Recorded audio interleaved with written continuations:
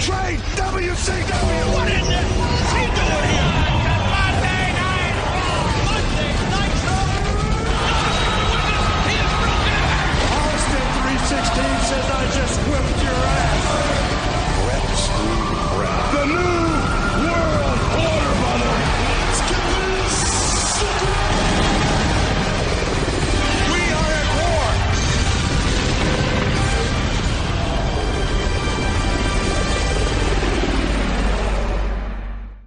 Brings us to Nitro. The sooner we start, the sooner we'll finish. Making good time here tonight. Good. We can spend some time on this one. I'll do our best. Unfortunately, nothing happened. Oh, well, I mean, a lot happened. 7,000 things happened. A lot happened, but there's nothing memorable about this show. Not really, no. Let's see. WCW Monday Nitro number 220, December 6th, 1999. Jarrett comes out for an interview with Mean Gene.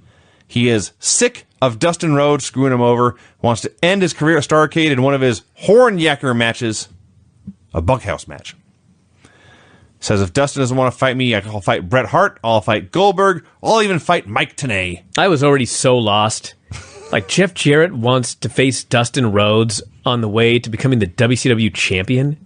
That's his plan. He has a pay-per-view match. That's his plan. What the fuck's going on here? So, Jarrett... What's a hornyacker? We never got that answered. I think that's one of Vince's favorite words, actually. Hornyacker. McMahon or Russo? Yeah, McMahon. Yeah. Well, that would explain. Why. Well, so he starts to threaten Gene with his guitar. The crowd's cheering this. They want to see the old man hit with a guitar. Tenay storms out. He stands up to Jarrett. Jarrett backs down and says, I don't need any lawsuits. Last week was just a misunderstanding. Well, this is already stupid. Then as soon as Tenay turns around, Jarrett jumps him. Yeah. I guess he does need a lawsuit. He puts Tenay in the figure four. He's getting sued for sure, I guess. And then Goldberg saves. The Italian gangsters have some kind of confrontation in the world's most echoey place. Tony Mamaluke says, no more screw-ups. I need Disco and Lash LaRue to meet the big boss tonight. Do we ever find out who the big boss is? I don't know. I honestly don't remember anything in this era. I don't even remember. It is a hodgepodge of just bullshit. I remember Vito and Johnny the Bull. Yeah, I remember them. Mainly because there's cool theme song we got later. I forgot totally that Tony Marinero was ever a part of it. I remember Tony Mamaluke. Yeah. Remember he got pulled through the guardrail? But I thought... I remember that. No, that was it happens in WCW. I'm almost positive it does. But anyway. We got our first wacky... What in the fuck was this? Wow. I was so mad when I saw this.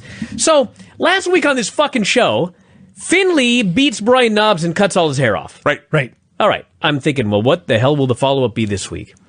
So Finley is in the woods. First, Knobbs is in the woods. No. Don't cut this off, Vinny. How dare you? Can you scratch that from the record, Rob? That's what we... Okay. Okay. Let me tell this fucking story. Fine. When I looked at the screen, motherfucker, I saw Finley in the woods. Okay? All right. Finley's in the woods and he's wearing some sort of outfit. Like a military outfit. Okay. All right? Sure. And he's screaming at somebody that are going to be working hard. And he's screaming at him. He's saying, get going on this thing, blah, blah, blah, blah, blah. Finley.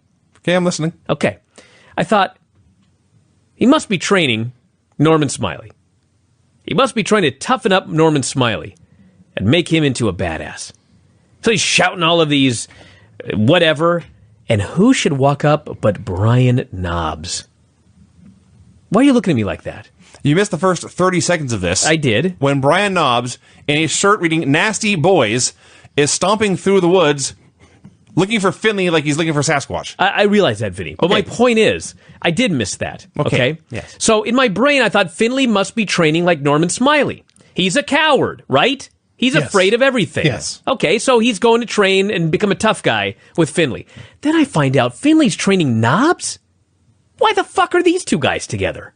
Why is Knobbs training with Fit Finley? Because Finley cut his hair last week. That's the fucking dumbest thing I've ever heard in my life. Why is he out here being humiliated and trained by Fit Finley? I was so mad when I watched this. I didn't get it at all. You know what I mean? Yeah. Like, sometimes I watch this shit and it's stupid, but I can at least figure out what stupid thing was in somebody's mind when they came up with it. This, I'm baffled. How did Finley cutting his hair off lead to him becoming a drill sergeant for Brian Knobbs? What? And why are they in the woods? What the fuck are they doing in the woods? Train like Rocky. And then Finley's yelling at him going, you almost had my leg chopped off. So Knobs is like making this up to you? Or this is like a lawsuit? I don't have an answer. Like there was like a settlement that involves you training in the fucking woods with Fit Finley? What the fuck is going on here? Why did this make me so mad? I don't know. I'm sweating. Back in the arena, out of the woods. And I have no memory of it. You don't remember Fit Finley and Brian Knobs training in the woods? No. That's amazing to me. And I remember a lot.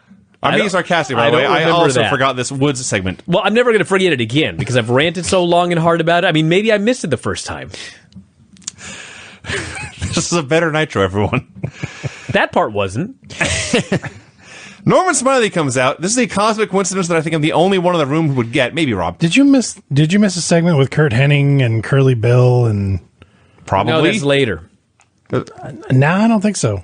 Oh, they aired it twice. Shane got hired. Yeah, they aired it twice on the show, so we don't need to talk about it the first time. Okay. They aired the same exact video twice. Somehow I missed the first one. I don't know. I was probably still furiously writing about Brian Knobs and missed the first one. So they're in Wisconsin. Norman Smiley comes out in a Mark Chmura, I can't even say his name, Chmura jersey, who has not been in the news for 20 years, and then suddenly this week he's back in headlines again because he It's had crazy. mean things to say about the current quarterback. He threatens to kick Finley's booty. Norman Smiley does, not Mark Chmura. Issues an open challenge. Out comes Rhonda Singh. That's S-I-N-G, Rhonda Singh, by the way. So they're having a hardcore match. She hits him in the head over and over and over again with weapons. Who was the football guy that was on Raw last night? Or not the football guy. He's a singer. The country singer. He's country singers performing at Never the heard of him tribute in to my the life. troops. Yeah, they spelled his fucking name wrong. Excellent. Yeah, That's this good. is Nitro. It's Thunder. Remember I forget who the rapper was, but he got attacked and they're like, "That's not a superstar." That's right. Who was it? It was not he was not a superstar, as it turns out. It was what that fucking guy's Was it Machine name? Gun Kelly? Machine Gun Kelly. Yeah. Who actually did a hell of a job. He was a superstar to me. Okay, cool. So Rhonda hits Norman in the head with weapons over and over and over again, and finally he picks up like a trash can and hits her with this giant shot to the head, and everyone goes crazy. Yep. You people. It sucked for Norman because he's wearing shoulder pads. He's got pads in his pants, and Rhonda's hitting him with a kendo stick and somehow missing the shoulder pads and just hitting him in the back, the only spot that's exposed. And the head. She hit him in the head a lot too. Gosh. She blows a fire extinguisher in his face, which is awesome because it left him with a white mustache for the rest of the match. No, nothing else, mind you. It didn't stick to his face or his hair or his beard, just a mustache. So there's a table set up in the corner. He whips her into it. She goes through it. And then for about 20 seconds, he's looking for something. And then says, fuck it. And he pins her. Yeah, it was weird. Awful, I wrote. It was very bad. So in all Oh, my God. Fucking the Maestro's alive again. in all the insanity of the last 2 or 3 weeks, we've never gotten into the Maestro. There's a guy who is backstage playing piano every week for some reason. And he has a girl for some reason. Yeah. And David Flair hates them for some reason. Well, I mean, it's obvious. Hey, it's everybody. Okay. And the guy does nothing but play the piano and make six figures. I'd want to kick his ass, too. Anyway, he's alive again. He's fine. He was beaten Last up. time we saw him, he His was body. bound and gagged inside a piano. His body was inside the piano. Yeah. So, Are you saying a soul was somewhere else? well, I'm just pointing out You're that doing astral projection now? he was dead, dude. I see. Fuck. Well, he's here now. Well, he's back alive again. He got better. I've seen weirder things on this show. That's fair. So he's alive, and he says, my piano's out of tune. I've got to look under the hood. Right. All right, so he goes to look under the hood. What's happened? You're not lying. David shows up, kidnaps Symphony, and he drops a piano lid on the Symphony, or on the Maestro, who falls down. Fucking terrible. Yeah. You understand me? And he kidnapped Symphony. Yeah, terrible. So, something we've talked about many, many times over the years, Vince Russo outright says that he loves it when friends fight. Yeah. He just is clear about that. So, he tells Parka and Psychosis, Hoovy got hurt. I need one of you to fill in tonight against Juice and Liger. So, I love it when friends fight. I know you're friends. I'm going to make you fight. The winner is going to be the person who walks out of this room. At this point, Parka starts to protest. Psychosis just walks towards the door. I was hoping he would just leave. Yeah. He'd win. But no, he jumps Laparca. For about 10 seconds, they had actually a really great fight. Parker did a really cool takedown in this fight, but he still lost. Parker's a crazy fucker. Yeah. And he still lost, and Psychosis walks out the door, and he wins. So he will face Liger later. Bret Hart arrives looking absolutely miserable. This poor... I'll get to him later. Lex goes to... I love this. Lex goes to Elizabeth's room. He sheepishly knocks, the back part of his hand on the door. Liz, I've got champagne. Last week, he threw her in gravy, or mud, or whatever they had. Yeah, he's trying to make it up to her by giving her wine. She won't listen. She tells him to go away. He's pleading to her heart about their friendship, how it's a defining moment in both our careers, he says. Finally, he says, I brought champagne. And she opens the door. Classic. Tony Mamaluke, or Marinara, whatever the hell he's supposed to be. He's in his office. He has an office at Nitro. There's a knock on the door. And it's in the exact same voice that said, Candy Graham in the Land Shark skit on Saturday Night Live. Pizza delivery. Tony stands up and says, who gets a pizza in Milwaukee? This stunned me. I was at Target on Sunday night. Target sells something called Milwaukee pizza. Really? It's a thing. What is it? I had like onions. It looked like a pizza to me. I don't know what made a Milwaukee pizza. But so again, Rob furiously Googling I was just this. It can't be good. It's at Target. That's fair. That is fair. I didn't say it was good pizza, but maybe somebody at Target was watching Nitro in 1999 and said, why can't Milwaukee? Okay, we don't have that much time. So he opens the door. Disco and Lash say hi. That's all that happens. Juice and Liger versus Psychosis.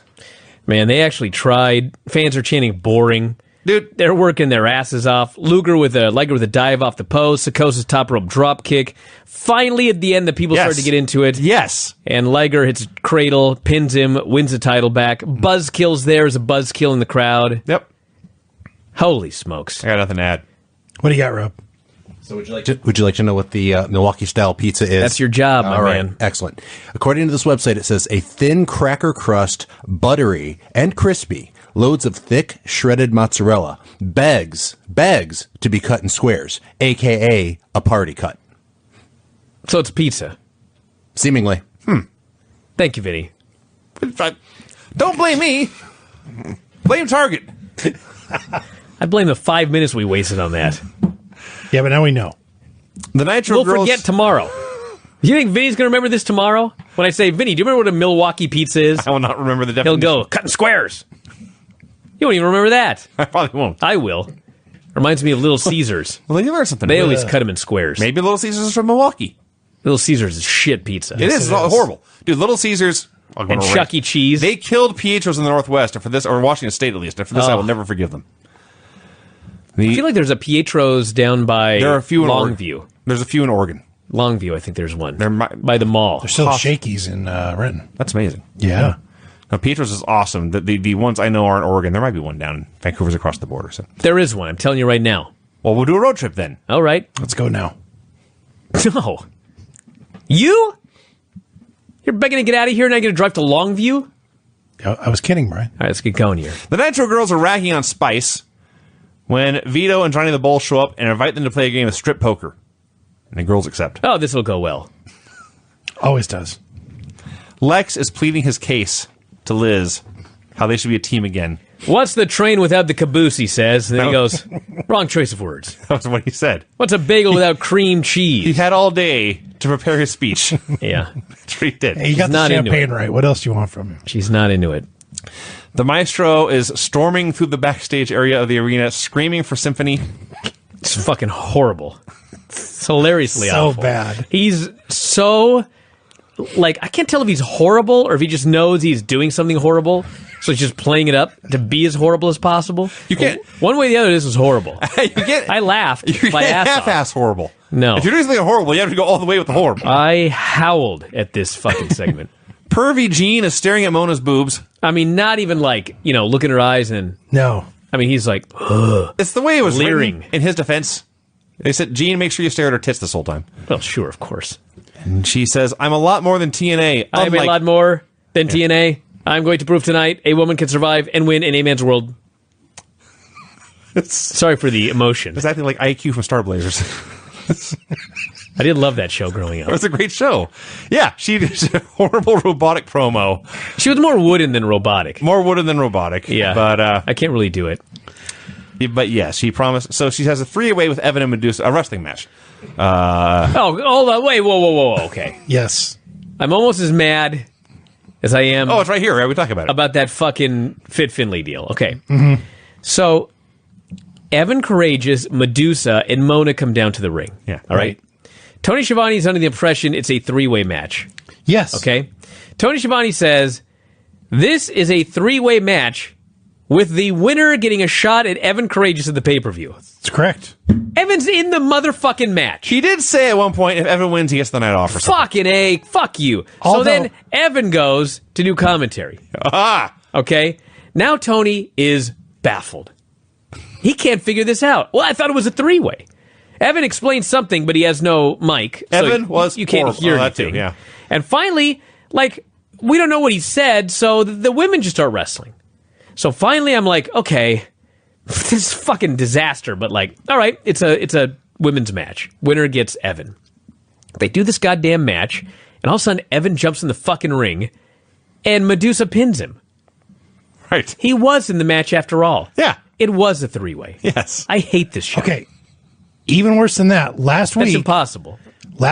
we saw Evan and Medusa making out, He did promise this. and he said, "I'll give you a match." Well- she asked for a match, Apparently, the and basically said, championship "I'll bang committee- you if you give me a match." championship committee did not okay this, I guess. Ridiculous. And then Jarrett You don't waffles say. Medusa with a shot with the belt and challenges Goldberg. We were 30 minutes into the show. The two biggest reactions have been from men hitting women with weapons.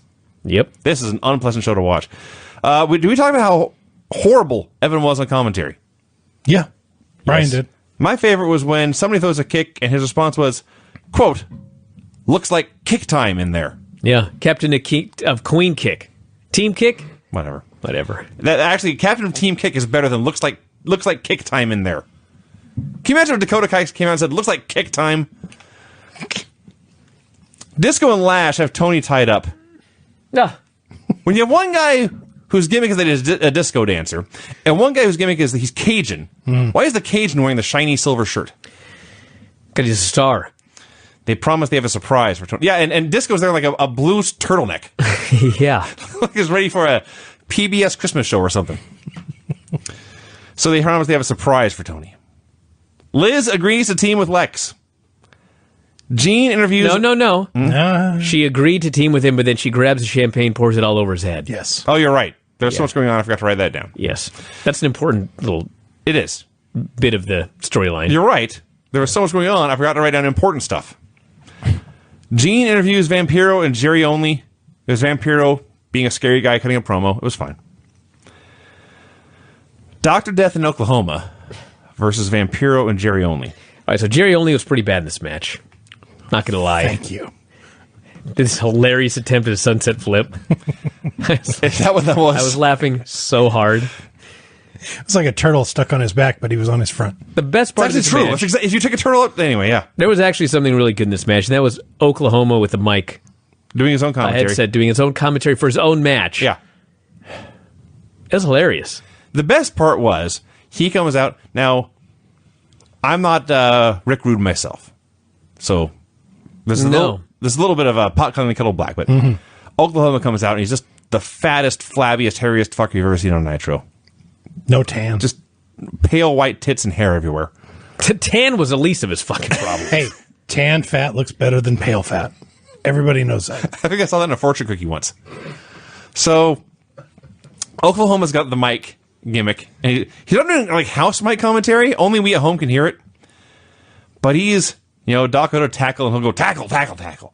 And he gets in there for his own stuff and does a little bit. Mostly it was all just like, he says, I'm a babyface fire! And he fires up, and as soon as Vampiro approached him, he tagged out.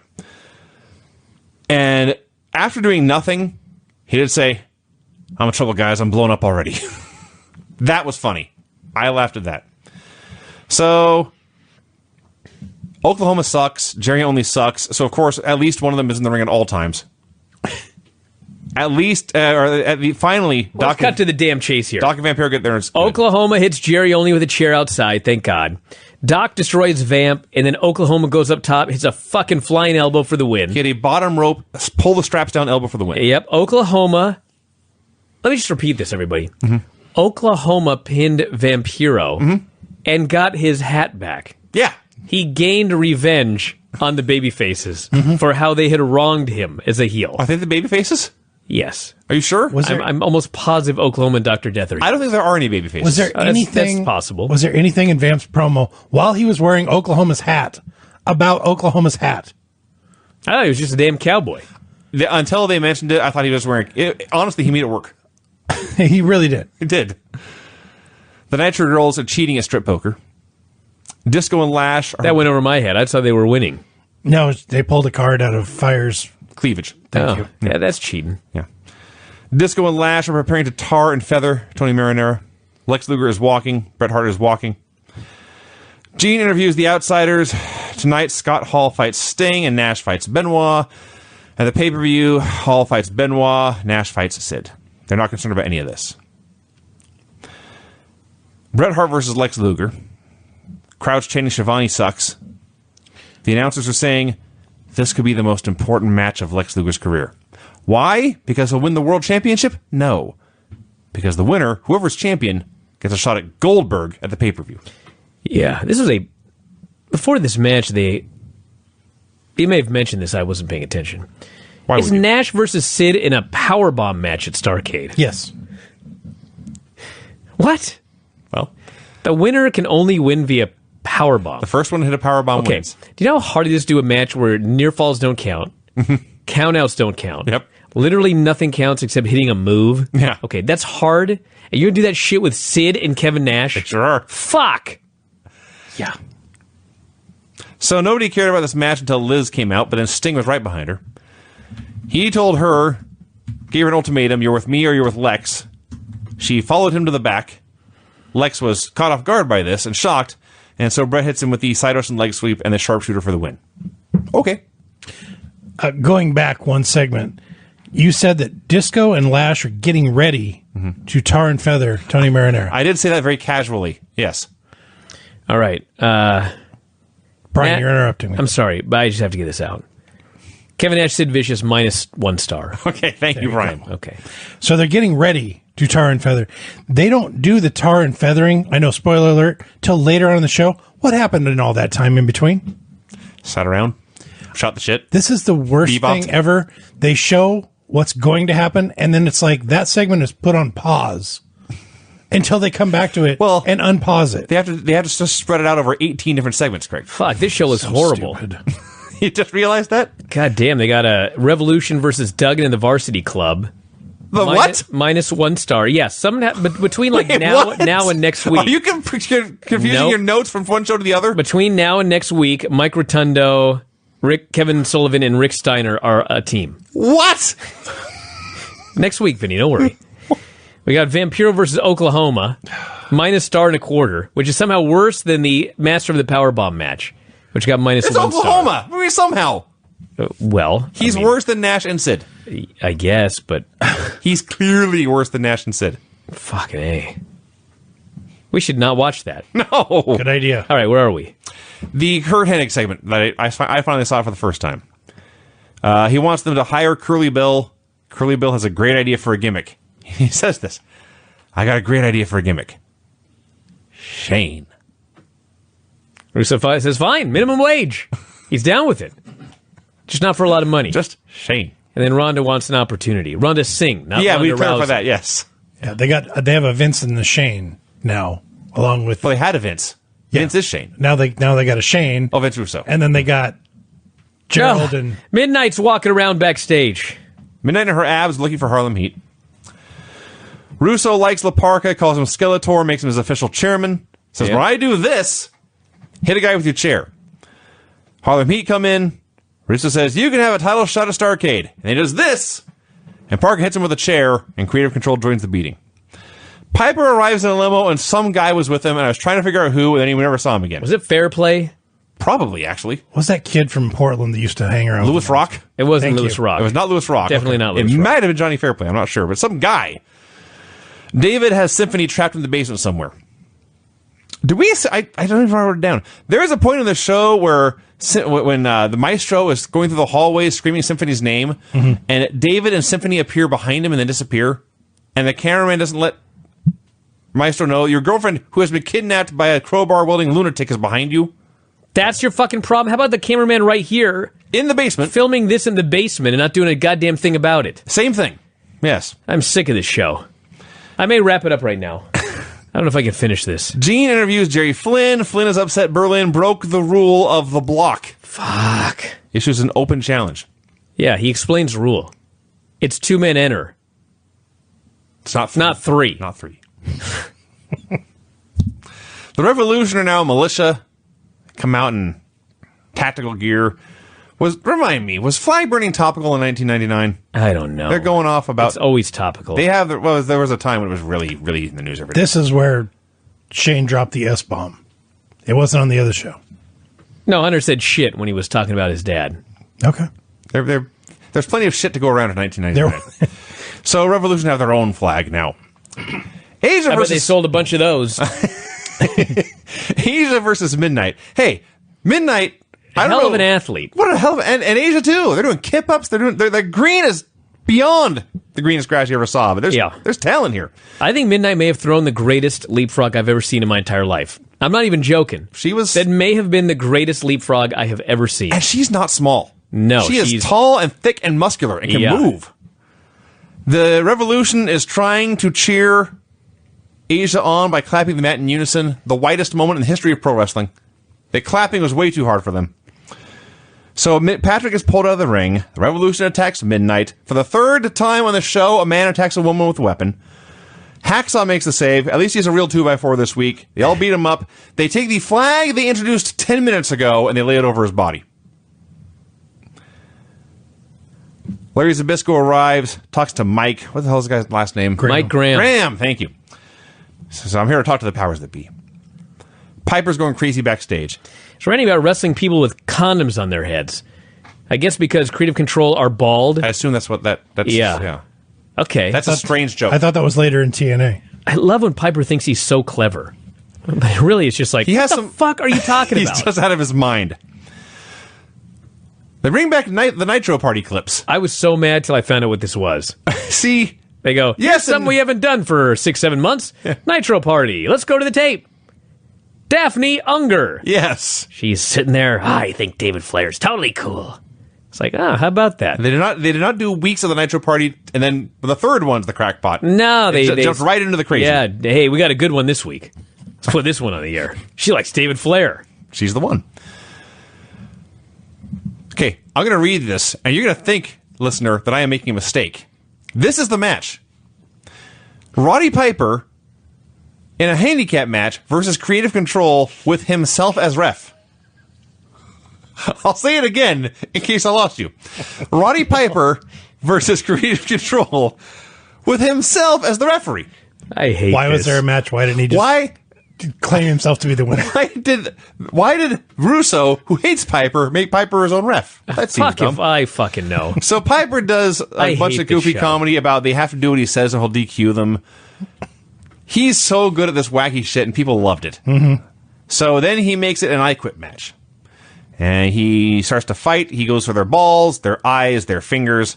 Finally... You're underselling that. He poked one in the eye, he hit the other one in the crotch, and he looks at the crowd and goes, I'm having a ball! Yeah. And he cracked himself up. It was the Three Stooges here.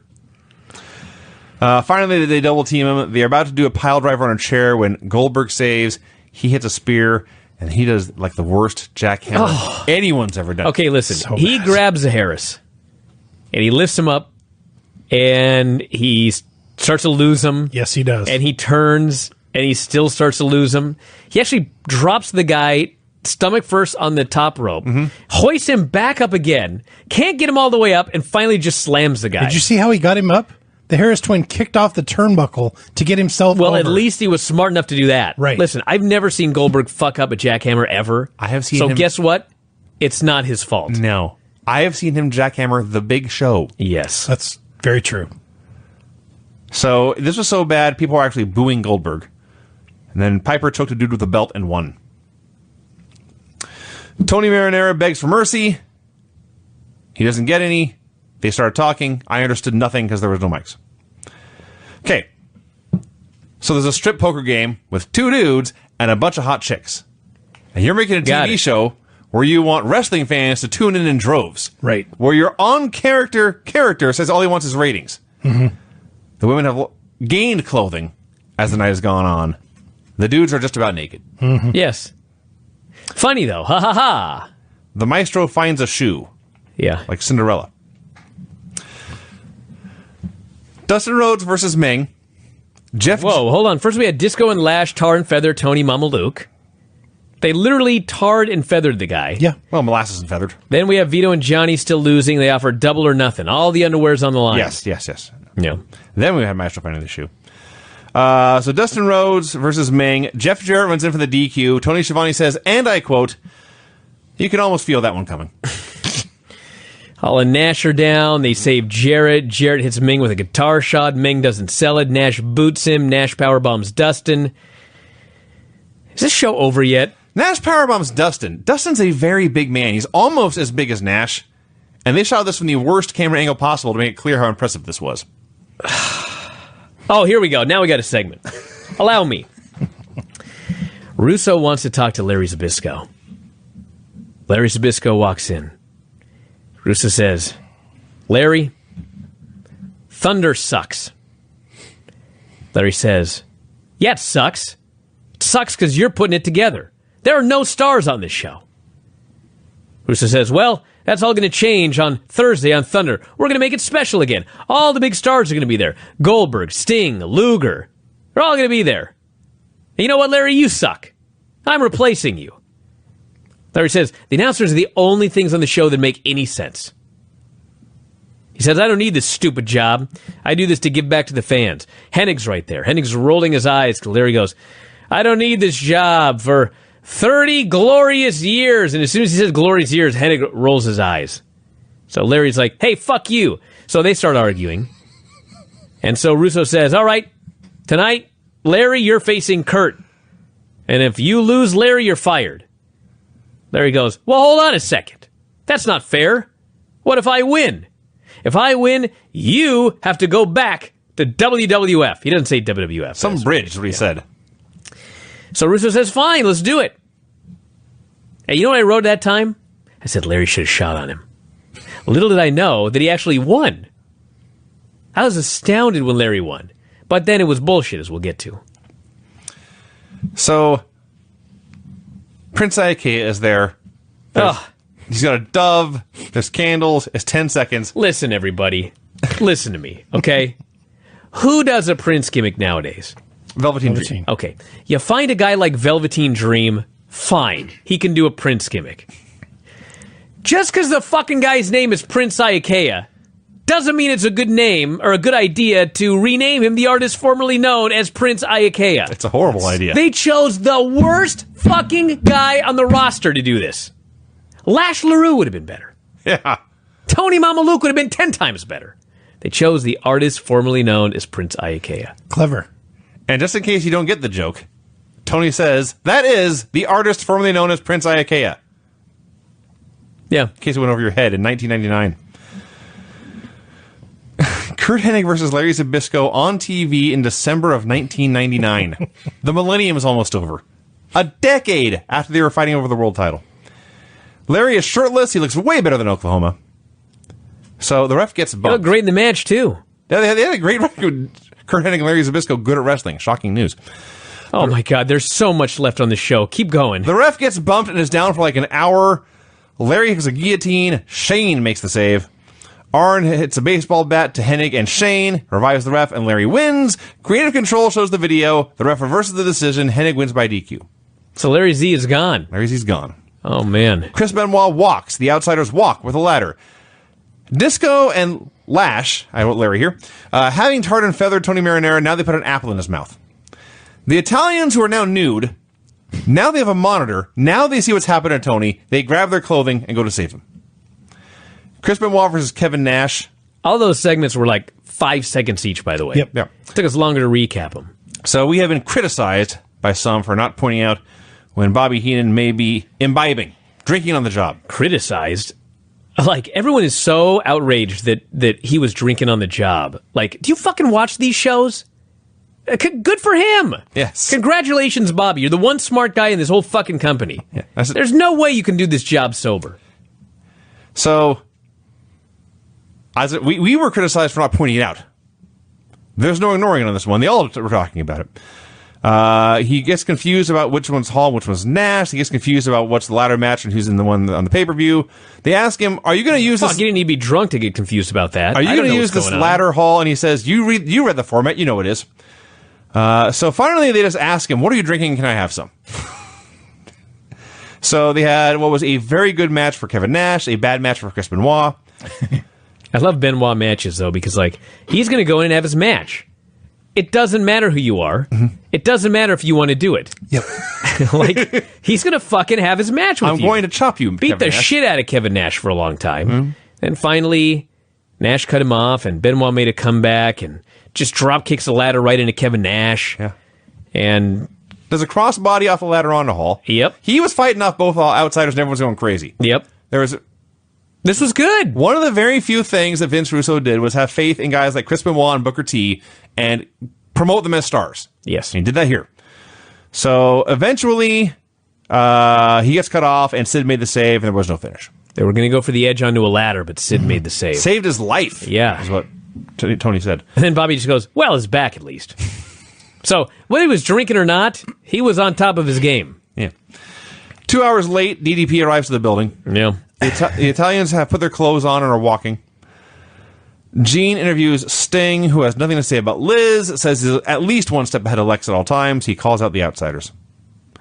The Italians go to the ring. They call out Disco and Lash, who desperately need a team name, by the way. Vito is a hell of a promo, actually. He's been great ever since he showed up on this show. He was a hell of a promo. And Johnny's a good Johnny the Bull. He's a good lunkhead. Okay. He's a good lunkhead that stands in the back and is big. Yeah. Yeah, he's a good big shirt, little hat guy. You know? That's what he was here. I think it's a pretty little shirt he's wearing. So the twins from last week come out and they distract these men. Of course, Disco and Lash attack from behind. And more praise for Vito. He took this awesome bump for a Disco Inferno punch. Yeah, he's great. A Disco punched him and Vito bumps up like Matt Bourne doing that whoopee cushion on Sunday night. Just straight up in the air. Back in the day, I was not a fan of Vito. It's like, fuck, there's Vito on TV again. But you know what? He's a pretty talented fucking guy. He's got a lot going Good for him. promo. He's been great in all of these segments. You can hate the segments. I don't need to see 45 fucking segments in the last 2 weeks with these guys. But as far as like a performer, he's really good. So Tony runs out, tarred and feathered, has a pipe. He's so upset by this tar and feathering that he's dancing like a chicken. And they lay out Disco and Lash. Well, now they've got their revenge. I see. They've got them. Mm-hmm. So now he's all, even though he's humiliated, it's a bunch of chicken jokes. Mm-hmm. I thought he was great. I love the Italians. They carry Disco and Lash away. Maestro is still on the hunt for Symphony. The Italians put their enemies in a limo. They're all happy. Then they realize they can't find the keys, and the car drives away because Disco and Lash just sold their car. Did you notice Tony Mamaluke just falling down? Yeah, I thought at first he was like trying to rub some of the molasses off his face in the limo, and then he just went to the earth, and they just carried him up. Really weird. And they kept on going. I recall he had a lot of concussions too. Right. Yeah. A lot of them. That was scary. So Maestro, here's the payoff. 3 hours of the Maestro on the hunt trying to save his woman. We get some artsy-fartsy camera effects. He accidentally finds Jerry Flynn and gets his ass kicked. He walked into the block. Mm-hmm. Big mistake. Just gets destroyed. Jerry Flynn kicks his ass while the fans chant boring. Then David Flair shows up and lays out Flynn with a crowbar. He lays out Thank Flynn with God a I crowbar. waited the entire show for this shit. He has Symphony in a headlock. He's been dragging this woman around through the hallways, to the basement, to the block for hours. And he drags her away as she's screaming and begging for help. And Tony responds, David Flair still has Symphony. Folks, here's the Lugs Boot of the Week. Yeah. Yes. Nick Patrick bars a bunch of people from ringside. Liz has papers for Sting. They walk to the ring. They pass by Sid and Vito, who are all just hanging out backstage because it's what you do when you're not on Yeah, camera. Sid's trying so hard not to be seen, but he's Sid. You know what I mean? He's not hiding. No, he was. Like they start to walk by, and Sid just goes... Yes. He stands up exactly. very tall, like, oh, maybe they won't see me right now. I'll put my arms down by my He sides. thinks they're a T-Rex. If I don't move, they won't see me. Yes. Yeah. What is that flesh-colored pillar? Dallas Page puts on his boots. Scott Hall versus Sting. Kevin Nash immediately interferes. Nick Patrick ejects him. Yeah, Nick Patrick said, you cannot be down there unless you have legal business at ringside. And Nash is doing commentary. I'm like, that's fucking legal business right there. He gets ejected. And then they had a fine match. And Liz sprays mace in Hall's face, and Sting wins with the Scorpion. Yeah, Hall will do a job for anybody. He doesn't care. He's made his money. He's a star. Mm-hmm. He's not one of these weird-ass fuckers that has to win all the time or never lose. He knows it's fake. The best thing on the show by a mile. David Flair's dragging Symphony down the hallway. Tony asks, what does he have left to do here tonight? Bobby Heenan, there's a pause, and Heenan says, stock! I watched it like 5 times in a row. Listen, if you had a problem with Heenan drinking, you got a problem with me. He needs to drink more. Yes. Like the most obvious thing in the world. What do you think he's got to do? He's a stalker. He's going to stalk this woman. It is absolutely incredible. I mean, it is unprofessional to drink on the job, but like this fucking job, like it still like amazes he's the me only one. that all these years later, people are still appalled that Bobby was drinking on these fucking nitros. Don't forget the Christmas show in a couple weeks. I just can't. I don't even understand. Like, honest to God, like more power to him. Yeah. Fuck, this show's so bad. I want to drink.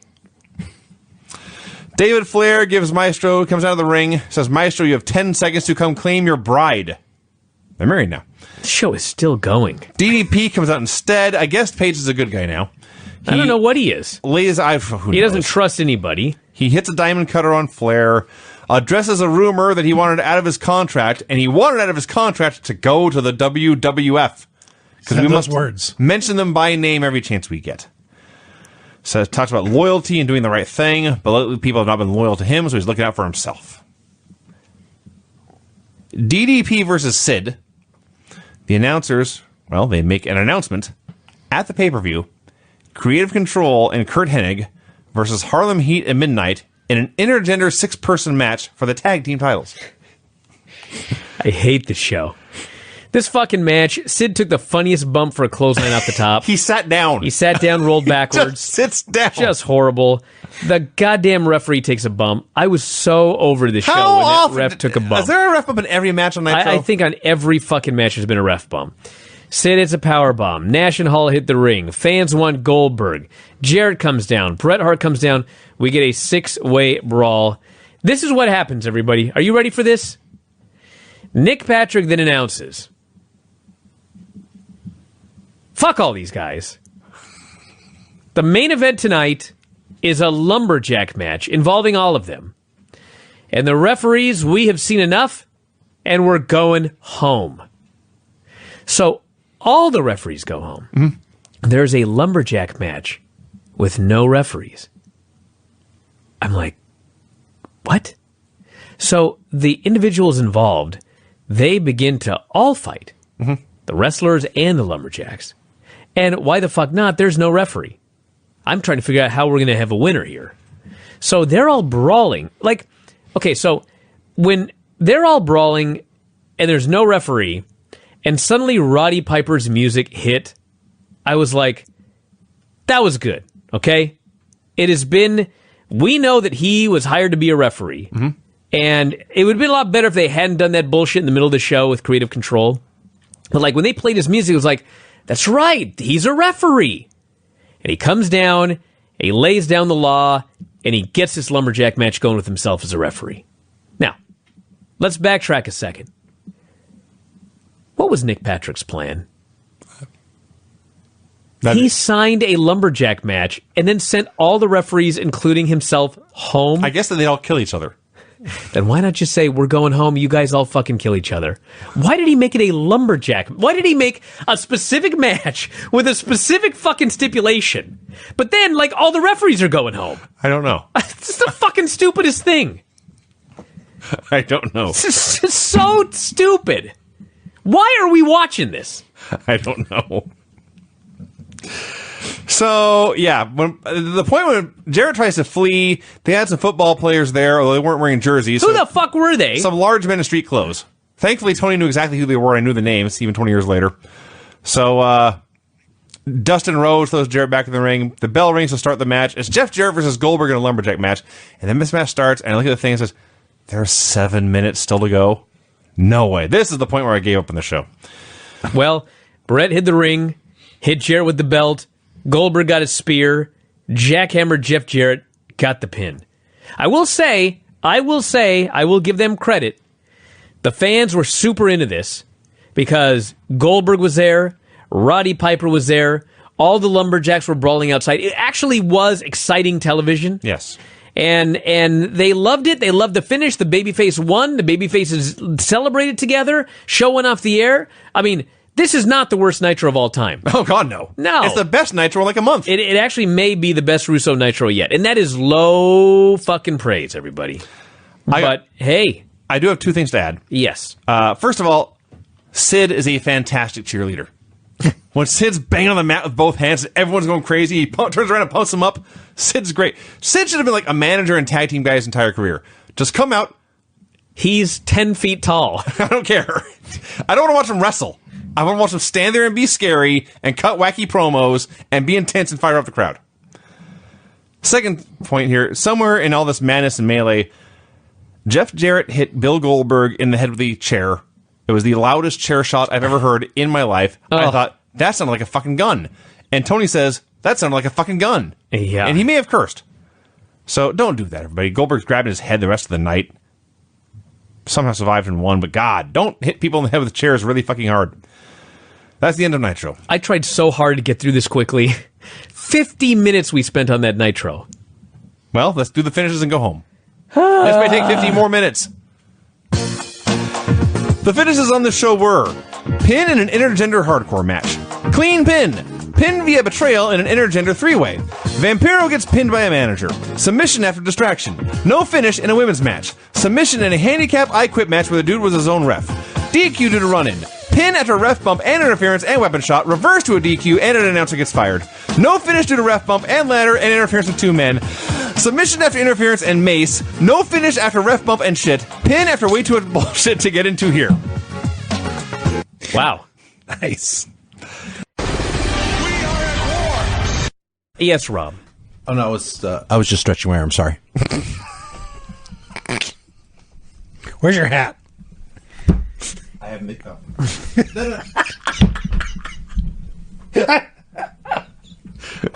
Thank God for Rob. Rob is the best part of my whole day. I want you to know that. Thank you. I apologize. I shouldn't have brought up the hat. Christ, I rant about how much these fucking shows suck, and then you're doing that to my show? Me? Not you, him! Oh. What did I do? It's not even his fault. You asked him a fucking question! How dare I? Yes, you know I gotta turn him on. Well, do a little dance. Let's go. WCW Monday Nitro 221, December 13th, 1999. It just starts and Jarrett and Benoit are fighting backstage. Hey, that was one of the rare good things on this show. Jarrett's winning on him, but then Benoit wins on him and whips him into a convenient cardboard box of Jenga over in the corner. Yeah. Boxes stacked up for no reason. Empty. Empty cardboard Yeah, boxes. it's a wrestling show, so they gotta have like random fucking metal pipes just stacked up backstage that can just fall down and make a lot of noise. What are those fucking pipes for? Why would you need a bunch of random metal pipes backstage at an event? Exactly. Making a giant bong. Let's go. Never mind. Go ahead.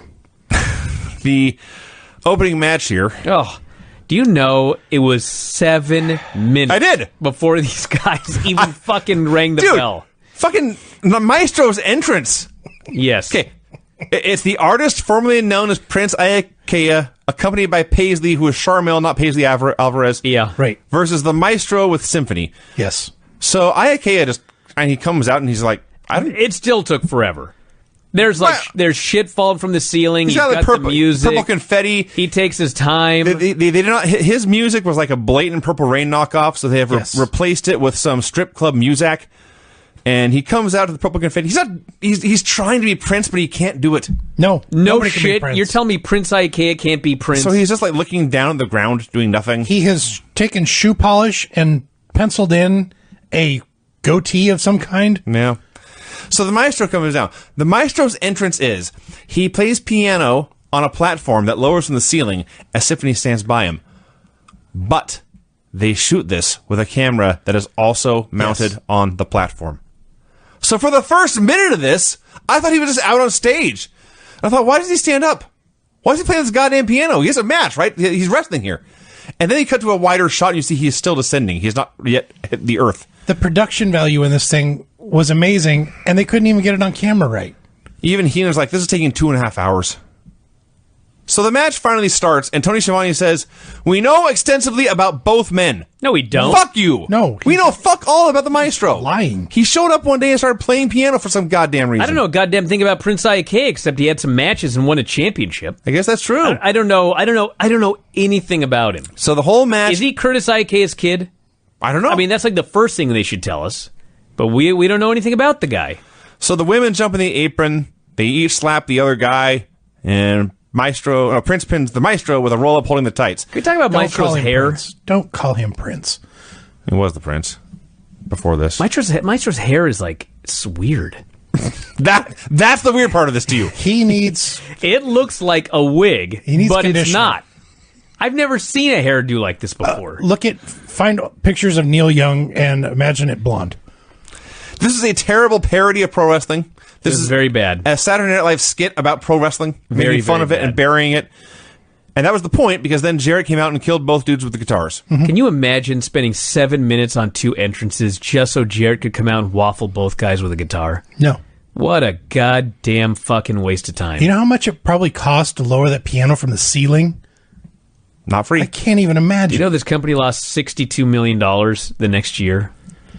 So Jarrett challenges Benoit to a bunkhouse brawl. I guess tonight. I wrote down a Starcade, but No, Not tonight. They actually announced the card for the show. the announcers ran down the card. They did. That's a positive there. I say. Absolutely. Kevin Nash tells Scott Hall to come on. We never saw Scott. Medusa catches Evan flirting with Spice. Why couldn't they show him, by the way? I don't know. Because if you remember, like a few weeks ago, Hall would say, "Come on, Kev," because Kevin would have some makeup on. So like they Okay. were waiting, to Till the last reveal second. him. For the Vince Yeah. McMahon Nash disguise. goes, "Come on, Hall. Come on, Hall." And then like later we see Hall and he's just Hall. I don't know. Medusa gets in a fight with Spice. They're fighting over Evan. Bret Hart gets a promo. He respects Bill Goldberg, wants to give him a title shot. We're jumping way ahead here. We First are. off, why does Bret have the world and the tag team titles? That is a good question. I didn't realize he had the world title until this thing was over. That's why I didn't write it he down. showed up with it. Why was I not watching him come out? This is one of the 78 segments here on this fucking show. I saw he had a belt. I figured it was just his world title belt. No, he had 2 belts. He had the world Yes. title and the tag title belt. When Goldberg came out and they both had belts, that's when I put 2 and 2 together. I see. The announcers mentioned we have new tag champions after Thunder. That's all they said. Okay. They didn't say who the champions were or what happened. This Evan Courageous thing with Spice. So I Medusa was trying to get through the show in a hurry. Medusa's mad at Evan, Yeah. Yeah. right? Yes. Okay. Evan's flirting with Spice. Yeah. As he should. Medusa hates Evan, but she still wants to kick Spice's ass. That's her Yes. Okay. You don't watch Raw? I do. The Nitro Girl stuff is worse than Baron Corbin. man. Okay. That's fucking saying something.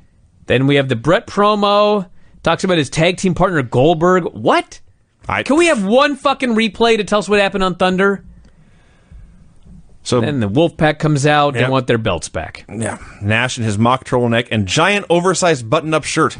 Where the hell did Kevin Nash get a shirt that's 4 sizes too big for him?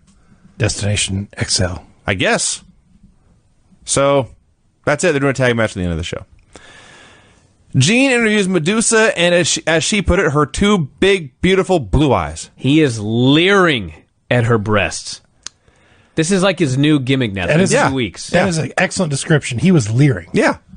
And it's not like he's looking in the eyes and occasionally peeking at her boobs. No. He's staring at her tits and occasionally peeking at her eyes. Yes. And it's the gimmick, because she calls attention to it. Just like it was Molly, or what the hell's her name? Mona. Yeah. Last week did the same thing. Anyway, she's going to wrestle Spice tonight. Piper arrives. He cuts a promo on New Who Orleans. is this guy? I know who this guy is. There's some fellow there with Roddy. Oh, yeah. Fuck, what's his name? It's been driving me crazy all day. The same guy who was with him last week. I could have called Buddy. He'd have told me immediately. He's an Sean old pro- Portland guy. Sean would know, I bet. What the hell's his name? Oh, Farmer probably knows. Farmer probably know. I'll remember it at some point. But like all day, I've been trying to remember this guy's name. Yeah, Edmund Reddy's number? I'm not going to call him here on the show. Not now. Well, I could find out. It's not that important. I'm just pointing out that like we all know this name. All I right. will send a well-worded text. All right. Lex Luger arrives. The Red Rooster tells him he's teaming with David Flair against DDP and Sting. Everyone's texting somebody now. David Flair gets a package. Was it the Bear? Did we ever find out what this package was? I presume it's the Bear. Medusa versus Spice. So Medusa, as we've been discussing, has big fake boobs. And she comes out for her entrance. They're just bobbling all over the place. I've never seen fake boobs move like this. So They might not be fake. maybe not. Are we talking about Medusa? Yeah. They might not be fake. It's possible. No, it's not. You know, I'm thinking about Alundra Blaze, Craig. I believe they were fake. I'm You know what? I'm pretty You're right. sure. You're right.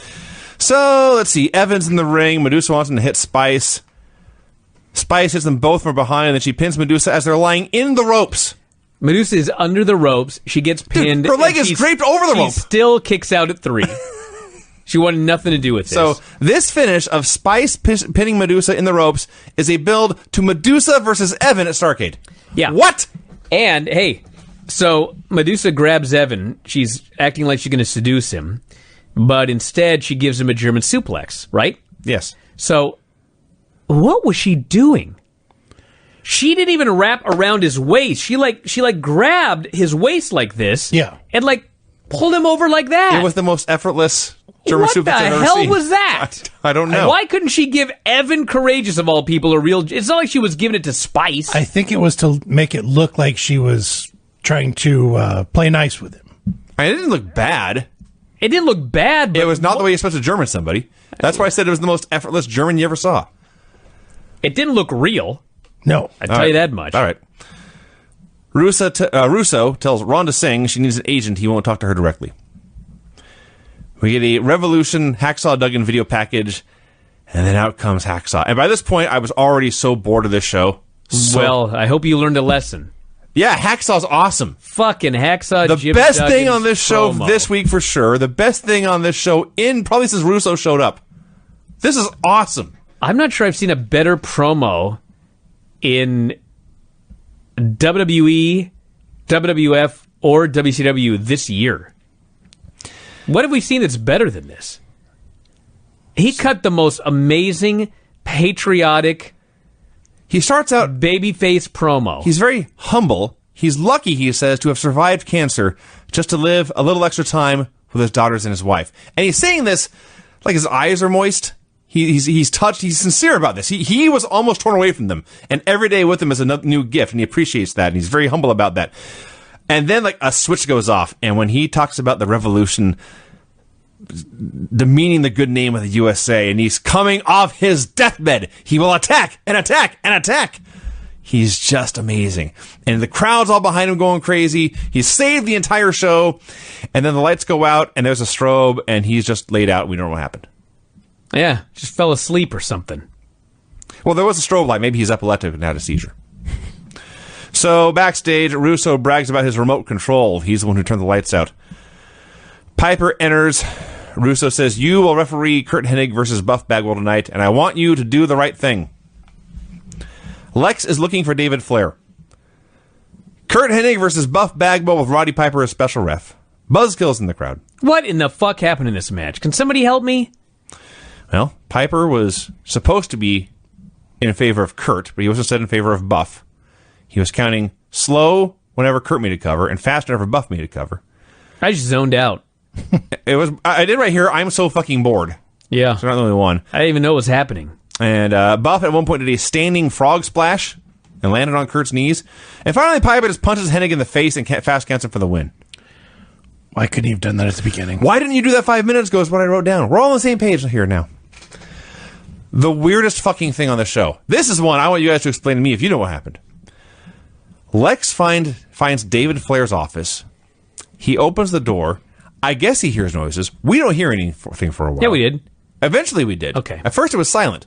And then we heard noises, but I didn't even know what they were. It's David singing. He was singing a song. He's doing his thing where he does the mankind deal. He rocks back and forth and sings. We've seen it for a couple of weeks. Lex made a bunch of really silly faces, and it faded to black. Yeah. David Flair's a wild man. How is he so much better as a wild man than he was? He's not. He sucks. He's better than he was being He's way Ric more Flair Jr. He's got some charisma now. He does. Yeah. He's a guy pretending to be crazy. Which is better than a guy pretending to be Ric Flair. Okay, let's go back to having him being a big dumb stiff. Jarrett has a bin of plunder. Benoit has a ladder. Did you not watch his match on this show? I wasn't where talking he was about a his giant match. stiff? I wasn't talking about his match. Jeff Jarrett versus Chris Benoit in a bunkhouse brawl. I love this match. This was good. I watched this many times when I was a youngster. Chris Benoit, this guy could wrestle, he could fly, he could sell, and he could fucking brawl. Amen. He had a hardcore match here that was better than like 99% of the hardcore matches you ever saw in ECW. Yep. It was incredible. I could have done without seeing him choke Jarrett with a rope, and then Heenan saying we might see a hanging. Well, it was actually... What are you going to do? Benoit's on the ladder.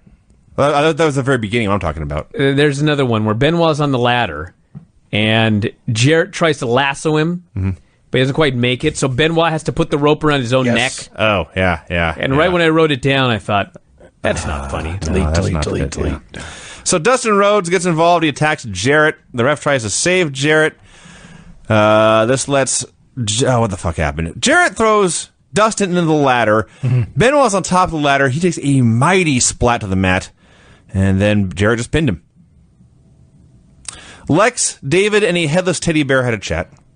Lex Luger wants to discuss strategy. He does. With David Flair. Right. Who's going to start? Who's going to start? Yeah. I got an idea, Lex. You.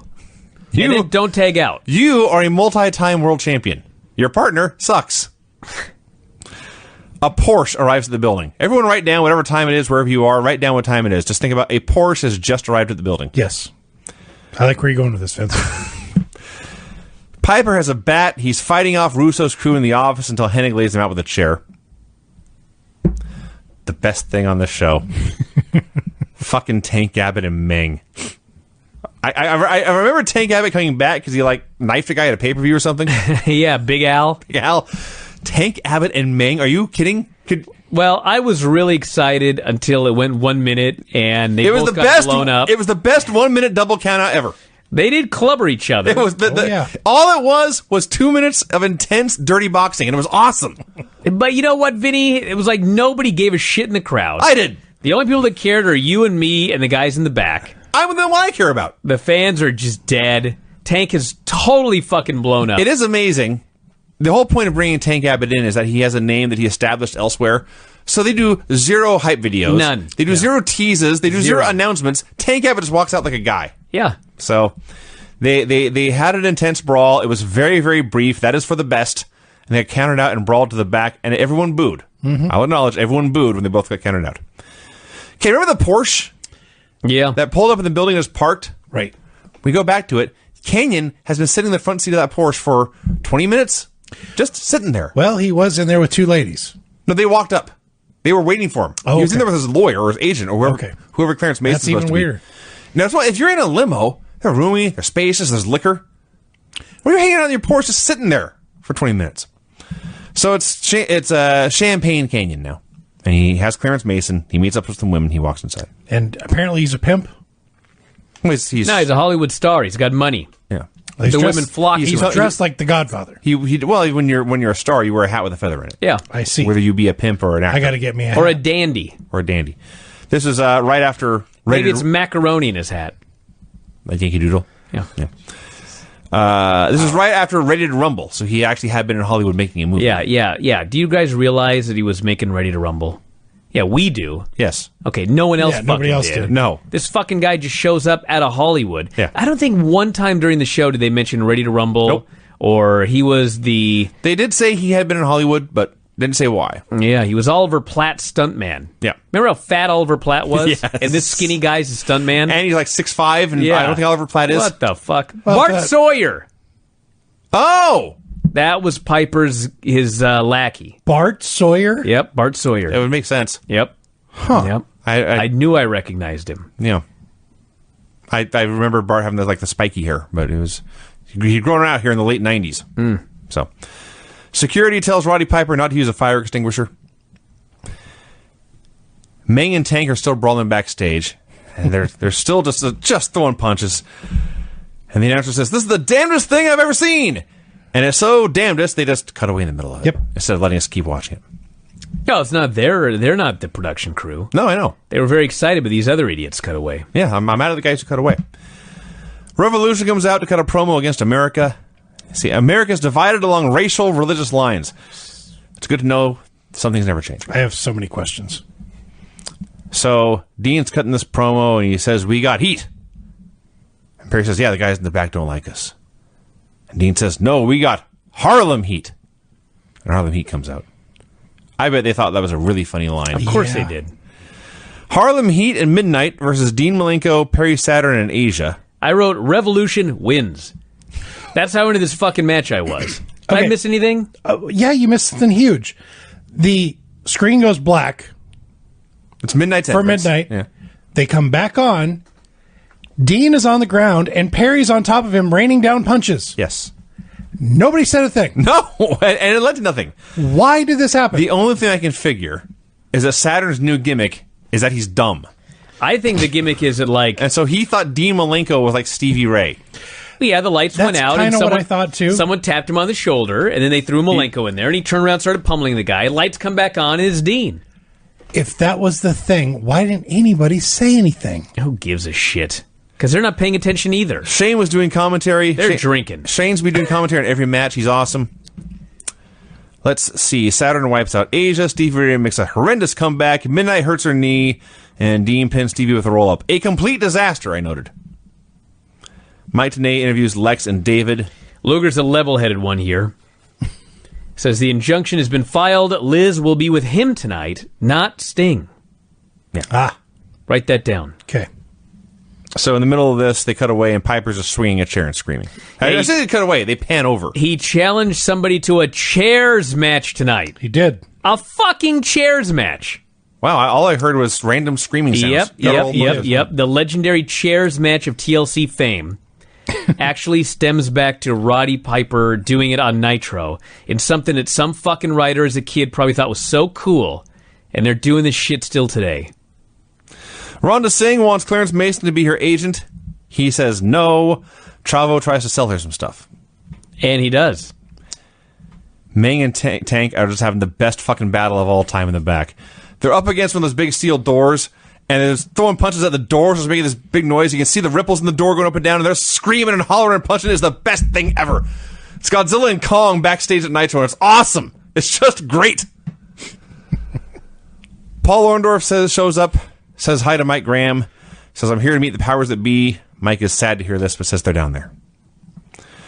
Whatever is left of the Nitro Girls are doing a dance. Oh, now they're fucking dancing again? Yeah. We got the 3 remaining Nitro Girls dancing. They haven't been on in weeks. Yeah, they haven't fucking longer than that. I don't think they've been on since like September. Weeks could be number of weeks. And they're out there doing this fucking dance. Rhonda Singh shows up. 12 weeks is weeks. Yeah, this is their attempt to build up those ratings. 80 weeks can be. Rhonda Singh dances and beats them all up. This is the worst show ever, I wrote. We cut straight from Rhonda Singh interrupting the Nitro Girls to Fit Finley training Brian Knobbs in a river. I still have no fucking idea what's going on. I have no idea what's going on. What I got out of this was Fit Finley wants Brian Knobbs to do sit-ups so he'll be more prepared to do hardcore wrestling matches. The last time we saw these guys, Finley beat him and cut his mullet off. Yes. And now suddenly he's training him. I still don't know what's going on. He made him do This sit-ups. doesn't make any sense. He was doing sit-ups in the river. Yeah. I hate this shit. Not like with the flow of the stream so you get No. an assist going up. No. Just like sideways across the flow. Norman Smiley has a full football uniform on. He goes into the block to fight Jerry Flynn. Why is it when they go to the block there's now wacky video effects every week? My best guess is they are trying to make it actually look like Mortal Kombat. Except Mortal Kombat looked better than this even in 1999. I can't wait till the blood graphics come in. So, Meng and Tank are still brawling. They brawl into the block on accident. Oops. Everyone looks at each other, and they just trade dance partners like a big square dance.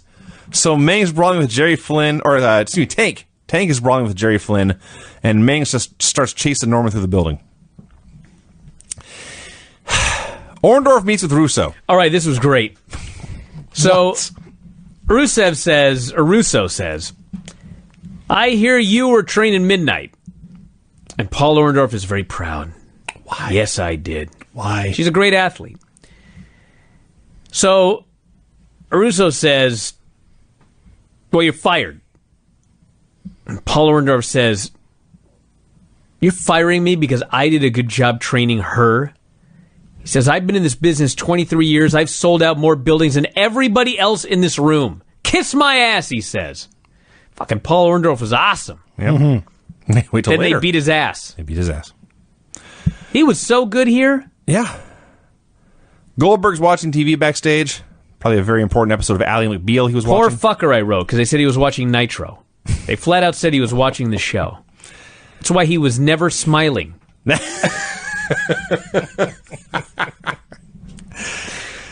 Sid is cutting a promo with a special needs young man named Seth, who is Sid's a big brother now Yeah. to Seth. And he's got a match with Steve Williams tonight and Kevin Nash at the pay-per-view, and he cuts a promo on both of them. Yeah, he's got Great. a power bomb challenge with Dr. Death tonight. That's what they say. Yeah. Then Oklahoma comes out and says it is now a suplex versus power bomb match. That's what he said. Yeah. Can we ever just have a fucking... Wrestling match. Just one-on-one. But first then when one- we do, I'm bored. That's what they've done. They've conditioned you that every match... Here's the thing. You know that none of these matches matter. No. So you already don't care. Okay? The other problem is you presume every match is going to end in like 15 seconds with bullshit. And so you give up immediately. And the next thing you know, it's been going on for like 12 minutes. You're like, why isn't this over yet? it is a self-fulfilling prophecy. This bullshit fucking nightmare here. Oklahoma's there. Vampiro's there. UDDES were all over. I don't even know what I was trying to write there. All I know is Sid is in a powerbomb match at the pay-per-view with Kevin Nash, and he needs help to beat Dr. Death in a powerbomb match. Christ, I fucking hate this show. What'd I miss? I will just add that Dr. Death and Sid is a good combo because Sid's offense is horrific. Yeah. His selling is also bad, but it's better. And Doc is one of the few guys whose offense he's big enough and his offense is good enough that it's believable. Dr. Death beating up Sid is some of the best wrestling you will see in a Sid match. And he's also a big, strong giant. He never got a suplex, but he's slamming Sid and throwing him around just with ease. Anyway. I love that a slam isn't a suplex. I mean, it's not, but I mean, this is dumb. I know. Fuck. Either way, you end up on your back, so... Sid is checked for a concussion backstage as Seth looks on. Potential neck injury. Yeah. Outsiders cut a promo. It was short. Got at the point. Left. Lex Luger and David Flair versus Sting and Diamond Dallas Page. Tony Schiavone said, quote, "This match, the fact that the total package and David Flair are going to be a team is a train wreck waiting to happen." All I know is DDP and Sting come out together, and I'm like, so DDP is a babyface. But then I don't know. DDP and Sting attack each other. Luger is standing in the corner holding David's stuffed animal, which no longer has a head. Yes. That was very nice of him. Luger hits Sting with a crowbar. Liz hits the ring to get the crowbar. Luger goes after her. David hits Luger with the crowbar. Sting makes the save. Did someone pin somebody here? Liz put Sting on top of Lex. Yes. They were kind of three. Most of this match was Sting fighting Page, who is in fact his tag team partner. How in the fuck could anybody care about any of this? I have no idea. It was the opposite of caring. It drove me away. This is one of the points where I had to turn this off and go take a break. Go do some chores. Do some manual labor. Get my mind off this. Bullshit, I wrote. What pointless bullshit. Meng hunts for Norman. Champagne Canyon's cutting a promo when Ronda Singh interrupts. Clarence tells security to get rid of her. Bam Bam Bigelow is happy to see his old friend Canyon, but Canyon jumps him and lays him out. Brett puts his boots on. Now, in fairness, they did go to commercial at this point, but I'm watching this show, and Canyon's putting the boots to Bam Bam. Brett puts his boots on, and then 20 seconds later, Bam Bam Bigelow's coming down the ramp for a promo. Yeah. Calls out Canyon. Canyon is now Champagne Chris Canyon. Mm-hmm. He's got the clothes, the women, the Porsche, and fucking morgue music. Yes, he still has the You couldn't get him a new fucking theme? God damn it. He's coming out here to this fucking music. The scary pipe There's organ. like a xylophone or something. There's not a xylophone. Whatever the fuck they're using in this thing. The pipe organ's not at all like a xylophone. Organ. Yeah, and he comes out here like he's from fucking Hollywood. Now, I don't want to alarm you. Nobody gave a shit about this match. No, not nobody even gave a little. two shits about it. Canyon wins the flatliner out of nowhere. You can't even build up the Jersey crew breaking up and having a feud. Really? The flatliner is now called a rap. That's a rap. That's a rap. I see. Yeah, but they couldn't get him new music. Yeah. Ming finds Norman's clothes. Norman's hiding behind a pillar. He's doing the Hansel and Gretel thing. He's leaving a trail to put Ming off the scent. Valid. Yeah. Norman's one of the smarter guys in the show. Apparently. The Italians are carrying a body bag backstage. They say, with a camera on them, we're going to kill our opponents and leave their bodies at the river. Yes. This seems like an easy case to crack for the local law enforcement. Piper cuts a promo on his torn bicep and his chair.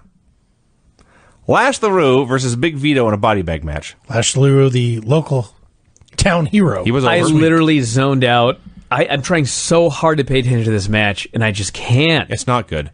So this storyline involves two big scary mobsters who have repeatedly made specific literal threats to kill Disco Inferno. Yes. Disco's out there with his big red sparkly cowboy hat. Mm-hmm. Oh, Doesn't care. I remember now. They have a match where you got to put a guy in a body bag. Right. All right. So Lash takes out Big Vito. Hits his move. He unzips the body bag. He rolls Big Vito into the body bag. To me, he's won. But Nick fucking motherfucking Patrick demands he zip this fucking body bag up. Lash is trying so hard to zip this body bag up. I timed it. He's zipping, and he's zipping, and it's fucking stuck. And Patrick's standing there, and he's zipping. Time stands still. I'm like, my life is just passing away in front of me right now. And finally, he doesn't even get it all the way zipped up, and this motherfucker rings the bell. No. Fuck you, Patrick. Vito's Fuck head this is show. Vito's head is still sticking out. God damn it. From the moment Lash grabbed the body bag to the point where Nick Patrick rang the bell to end the match, 55 seconds. Almost a full minute of just Lash fucking with a zipper. So then, of course, Vito's fine. This is not funny, everybody. No. It's not entertaining. No. All you shitheads on Twitter that have to go, oh, I'd much rather watch Nitro than Raw because Nitro was at least funny. It wasn't funny. No. There's nothing funny about this show. So Vito took such a severe beating that he escapes the body bag. They beat up Lash. They throw him in a bag. Of course, they zip it up in seconds, which you put the heat on Nick Patrick. I put the heat on Lash. Lash could not get this fucking body bag to work. The Italians made it look really easy. They carry him away, and the announcers are very casual, saying, well, they're going to take Lash away, they're going to throw him into a river, and they're going to kill him. In the parking lot, the Italians forget where they parked the car. They set the body bag down. They go away. Idiots. Paul Orndorff versus Creative Control. Paul Orndorff, long retired, with one arm, one of the best guys in the entire program. Just He looked great. Awesome out there. One of the rare good things on this show. He hit the pile driver. Arn and Larry are out there to interfere and distract, and Orndorff wins the pile driver. So apparently, Orndorff was there, but Arn and Larry have been fired and are just flying themselves around the country. Yeah, they just go wherever and run in. And then Slick Johnson runs out and reverses the decision. Yeah, Larry and Anderson come out and they hit the ring. This is not a DQ. Why is it not a DQ? I have no idea. Orndorff hits a pile driver. Slick Johnson reverses it. Why was it originally not a DQ? Do we have like babyface and heel refs now? And like the babyface refs are trying to save the company from Creative Control and Russo? Why doesn't he fire them? Actually, the heel ref for Creative Control debuted tonight on this show. Who, Slick Johnson? Bald-headed guy? Yes. Yeah, he's been around for years. Yeah, he's going to be the Creative Great. Control's guy. I can't wait. The outsiders talk. I hear 0 words. Piper swings a chair. The Italians find Norman Smiley in their body bag. Kurt Hennig versus Roddy Piper in a chair match. It goes 1 minute. Kurt just leaves. Yeah, no, he didn't. He got hit with a chair shot and got knocked out outside. And they left. No, he was knocked out. He was dead. He got up and walked away. Well, later, but I mean, Piper was the winner. Yes. Okay, because he knocked out Hennig with a chair. And the ref was counting 1, 2, 3, and Kurt does this thing and he walks to the back. Does this thing? This thing. That's good radio. We have video now. We have a video camera. We have 2, 3, 4. Your impression of me is funny. Bret Hart has been laid out backstage. Hey, let's be honest here. The fans loved Hennig versus Piper. Sure. The one thing they cared about on the show. They were very into Roddy Piper. Really everything Piper did. Oh, now we get the best thing on the show.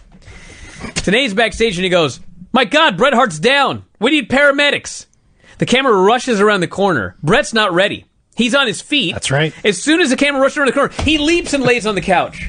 You didn't see this? I need to go back. It was so I need to go back fucking and check good. this. I laughed my ass off. I saw him on the couch, and I thought that's the best they could do is put him on the couch. No, he wasn't on the couch. He was standing there getting ready, and all of a sudden the camera whips around the corner too fast, and he fucking takes a bump onto the couch and starts selling. It's not the best they could do. It's the best he could do in the situation. I need to load that up right now. It was so good. You guys talk about the match. We're loading that up. All right, we have Goldberg versus Hall and Nash.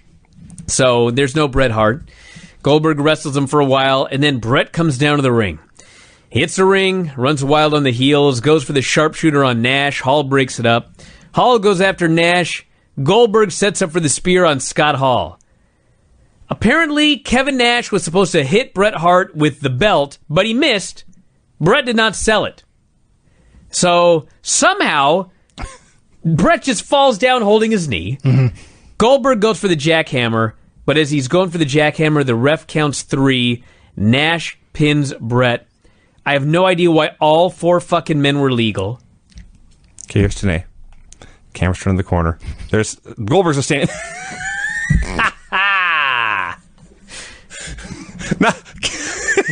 Okay, everyone on Twitter, that was funny. One thing on this show was funny. What's the timestamp on that? 2 hours, 3 minutes, and 34 seconds. The camera zooms around the corner. There's Mike Tenay. Goldberg's also standing there. Yes. He's in the room. I want slow-mo on this. The camera turns left. Bret's sitting down. Bret sits down, and he grabs his heart. Yeah. It's amazing. How did I miss this? I have no idea. That was the one funny thing on the show. Oh, Vinny's going to have a heart attack. You didn't laugh this hard when we went to the comedy I show. know. We need the paramedics now. Okay. All right. So anyway, somehow in here, Hall and Nash become the new tag team champions. Yes. What? Who cares? Fans pelled the ring with garbage. They did. And that is the build for Goldberg versus Bret Hart for the title Oh my on God. Sadly, sadly, the beginning of the end of Bret's wrestling career. Oh, After so- that, his highlight in WCW. So happy you pointed that out to me. These fucking idiots. It's amazing. Absolutely amazing. It's Nitro, everybody. You know what? I bet, spoiler alert, everyone, Bret turns out to be in on it. He's in cahoots. Probably is in The Foods. outsiders. I think he is. Yeah, that's the story. So I bet they wanted this, so we noticed and think, hey, Bret's faking. Oh, I see, yeah. I don't think so. I think they're incompetent. Or they're just incompetent fools who are terrible at their jobs. Yes, incompetence is the more likely answer. Never assume malice when simple incompetence will explain things. So anyway, that is the show, everyone. Oh, sweet mother of God, what a terrible Oh, program. your music. Oh, who cares? Do we have to? Yep. This may take you 4 hours to get through this. The finishes on this show were pin with a handful of tights after interference by 2 women, pin in the ropes, like right in the ropes, after a guy was in the ring, pin when a crooked ref punches a guy and fast counts him, pin in a bunkhouse match after tons of interference, clean pin in an intergender trios match, win via powerbomb after interference by vampires and cowboys, pin between 2 teams where each guy hated his partner in chairs and crowballs. And UDDES. And UDDS were involved. Clean pin, Lord knows what the fuck that was. Win in a body bag match where the body bag was not zipped up all the way. Pinfall after a copious interference in a handicap match, and then DQ after copious interference in a handicap match. Count out in a chair match. We've gone through this fucking show twice, or this song. Bullshit pin in a tag match. Wow. When do we go to 2 hours? It's like 2 weeks. This may save my life. I'm telling you. Like, I don't know if I can survive. no, it's like 2 weeks from now. And one of them, I think, is a replay or a best of or something like that. A best of. Yep. Can you fucking imagine the best of? It's just Tank and Mang. Jesus Christ. Yep, bad shows, everybody. They're wretched. Don't watch them. No, absolutely. Cancel your network. It's not worth it. Hey, listen. If you have the network, you may find yourself hitting the wrong button and accidentally watch these shows. All you idiots to avoid on that Twitter, risk, I'll tell all you idiots cancel on the Twitter network and this. throw out your laptop. That Bret Hart thing was funny. Yes. If it were 3 hours of that, I'd love this show. It's not. Just pratfalls. We get one funny thing in 3 fucking hours. The viewer's the one doing the pratfall. It's not enough. True. All right, we're out of here, everybody. How to work this way? I said, dude, I have no idea. I mean, I never touch any of that this stuff. is why we have a producer. Yes. I couldn't run this computer if I had to. All right. I don't know what's going on. All right, let's do this Nitro show. WCW Monday Nitro number 222, also December 20th, 1999. I can't figure out how much I hated the show. There was stuff to like. There was stuff that changed your life. I feel in a good way. Well, that's true. I'm kind of numb to it now. I think I liked it better than recent shows, but there was stuff that was definitely stupider. I mean, that's for sure. The recap. Now, hold on. I want to make something clear as we do this review. Yeah. I want to review the show as we watched it. And, like, we can explain some shit a little bit later on. You know what I'm saying? Okay. So, the point of this is, the show opens up with a recap of Bret Hart versus Goldberg from Starrcade that literally doesn't explain anything that happens. It doesn't even tell us who the champion is now, who won. All we know is there was a match, and Piper did something. This is a very, very poor recap. Like, the least you can do is tell us what happened, and then during the show, you can explain why it happened. The show opened, I didn't have any idea what happened. Was I smartened up soon, however. I was able to get out of this video package that they just ripped off the Montreal finish. There was a Montreal screw job. 2 years later. Yep. And somehow I didn't know that Bret was still champion. I don't know how you got that. I somehow. And Piper was there. Well, did you figure out why Medusa came out with Spice? No. Because I read The Observer for the show. I still don't know why Medusa came out with Spice. That was explained later. It was? It was? It was. Thank God you're here. But it should have been explained before they came out. Another thing. Well, what was it? They both conspired to get the belt off of Evan Courageous at Starrcade. Okay. Why? I have no idea. Now what does Spice have to do with anything? Now they're just friends. The other thing, last week we actually were very impressed because they had a rundown of all the matches that were going to be on this show. They did this week. We said, that's a great idea. They should keep doing that. And this week, they didn't. Medusa at the pay-per-view became the first woman to ever become WCW Cruiserweight Champion. Mm-hmm. So Russo is just stealing his own ideas from the other company. Yep. She's now China.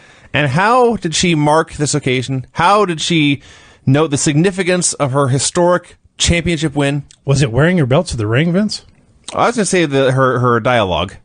Yeah, she didn't wear the belt to the ring. I didn't see the belt anywhere. I just want to note that she talked about her athletic achievement by saying, quote, "Women are dominating WCW with a little bit of TNA," and then she jiggled her boobs.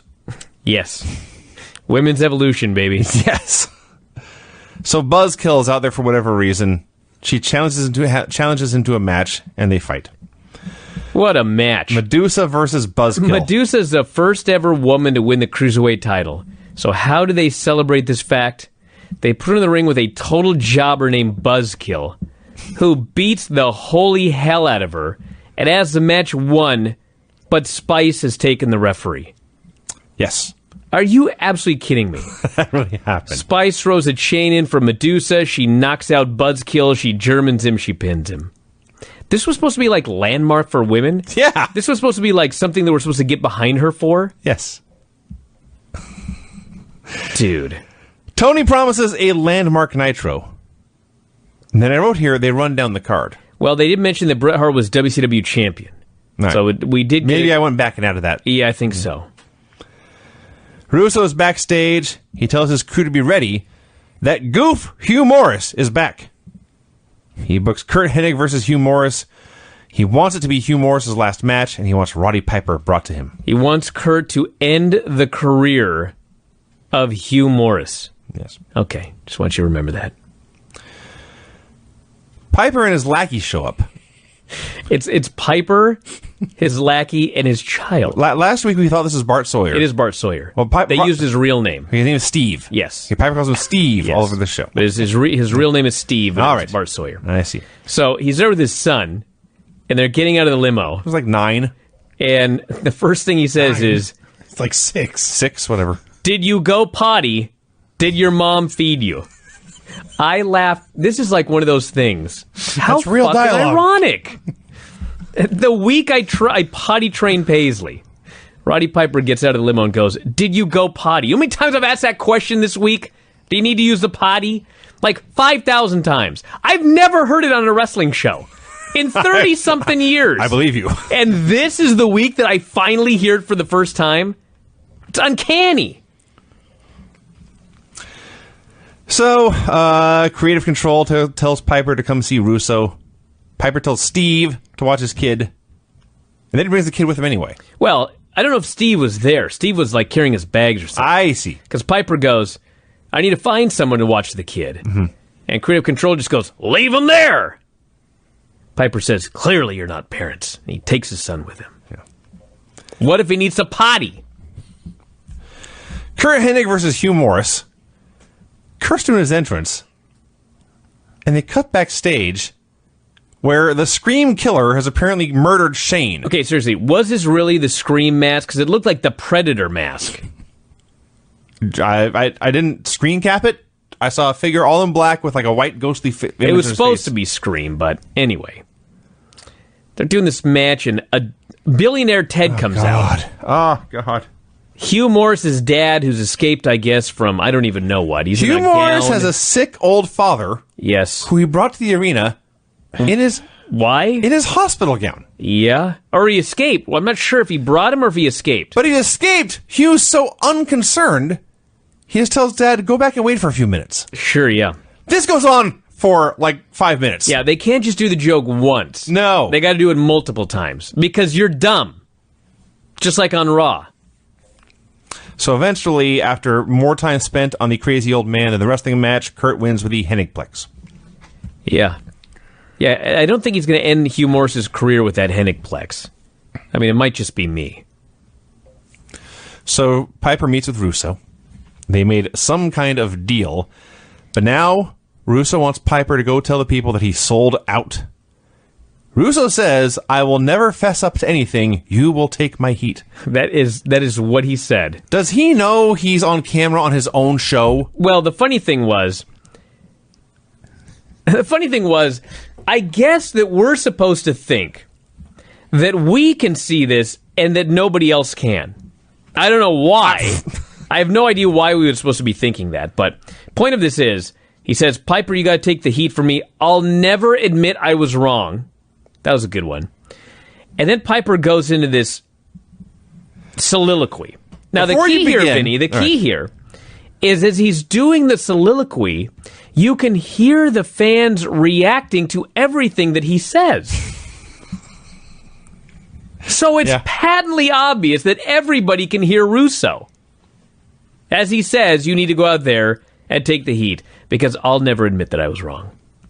And it's 2018 and he still hasn't. Now, before we get into the details of Piper's rant, Oh, I wrote it down. I just want to point out that we watched the Hogan-Piper rivalry show on Sunday. Piper claimed that as a young man, he was the 5th in the world in the World Bagpipes Championships. See if that fits in with the story he tells here.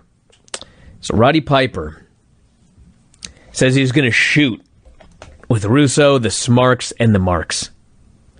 Starts screaming about his sport. He claims, "I slept on the street at 13 years old, while cars drove by filled with guys looking for a little boy to prey upon. But I never got in those cars. I had morality. I had God on my side.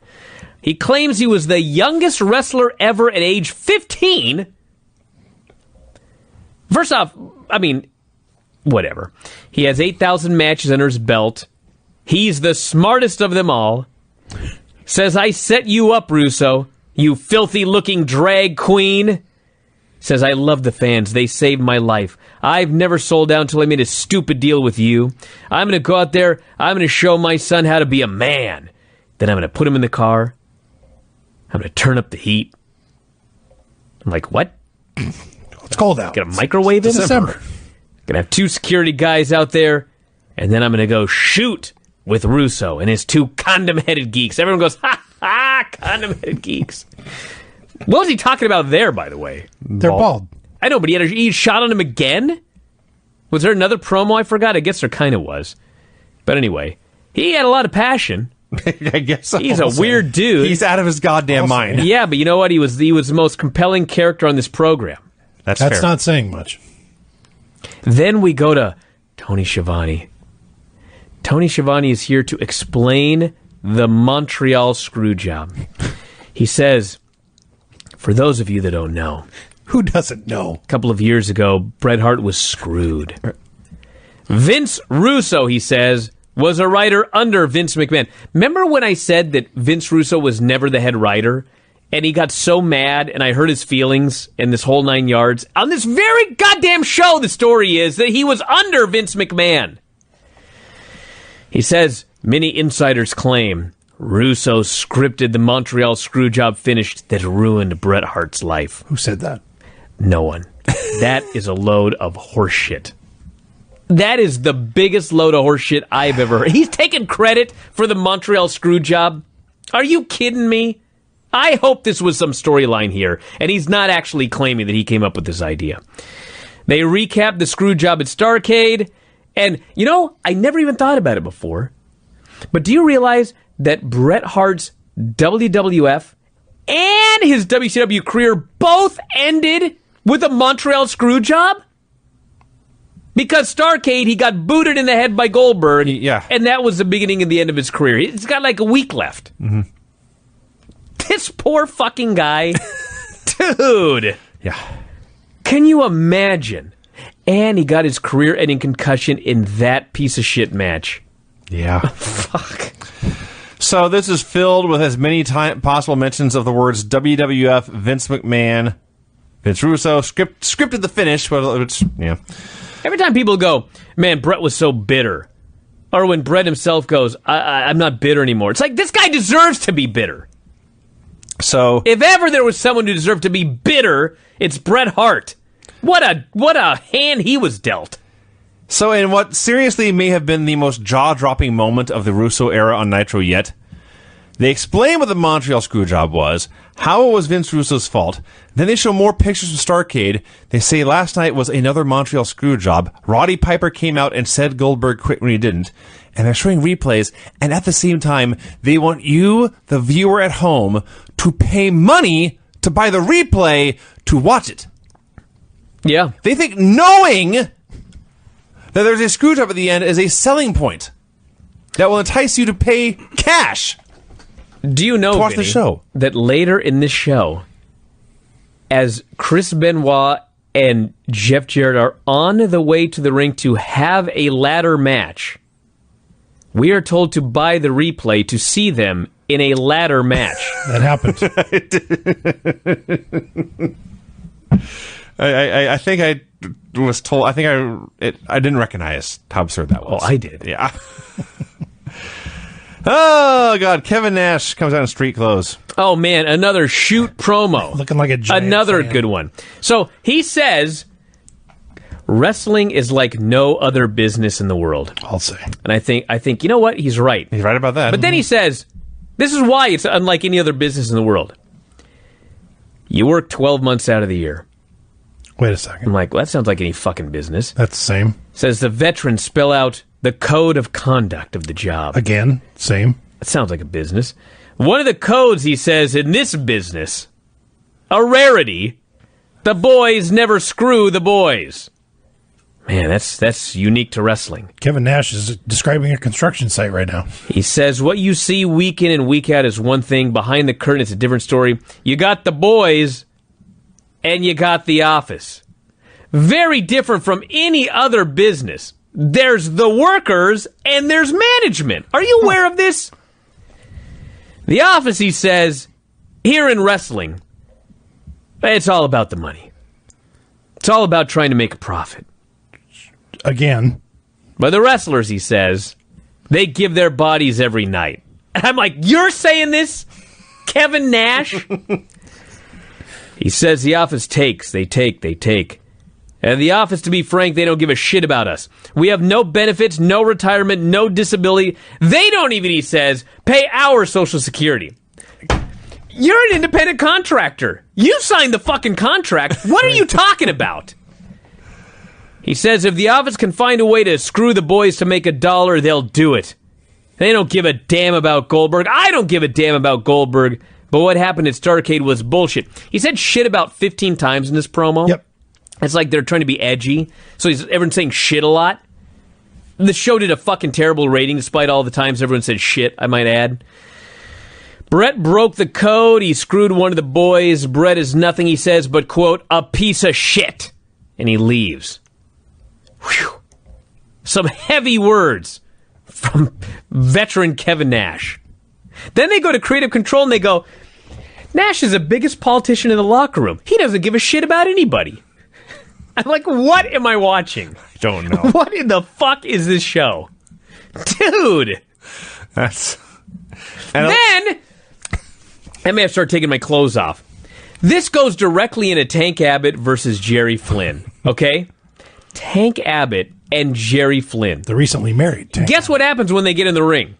They get in a fight. They send out 80 guys to break them up. Yeah. Yeah. What, did WCW think that maybe something else might happen? Well, they weren't in the boiler like, room. maybe they do Seth Rollins versus Dean Ambrose, and they'd fucking tie up, and then put on a fucking chin lock? What did they expect to happen? They arrest Jerry Flynn because he got in a fight against Tank Abbott? In what was booked as a no-holds-barred match. Oh, I didn't even know that! Yeah. I hate this show. I decided. I hate it. For a while it lasted. I made up my mind. For a while it lasted, this 1 minute fight was awesome. Sure. Tank Abbott was much greater than I remembered. So, yes, the minions from Despicable Me hit the ring, separated them. I hope you got a screenshot of that for your next pillow, by the way. God damn it. A Corvette arrives. It is Angry Bill Goldberg. At least he got a nice car this week. Yes. Remember that week he had a shitty car? Yes. And they destroyed it? So next week is New Year's Evil. A live Nitro, the last one of the century. All right, I got to apologize. Roddy Piper was the second most compelling. He was the most compelling. Hacksaw Jim Duggan and Shane Douglas, gods. Tremendous. Shane Douglas was the greatest heel in the world on this show, and Hacksaw Jim Duggan, I swear to God, was the most sympathetic babyface. Why isn't he at the Performance Center? That's a great question. I've never seen a more likable, sympathetic babyface. I was almost crying as the Revolution was stomping on Hacksaw, trying to get him to denounce the American flag. He's practically in tears. His hair's all disheveled.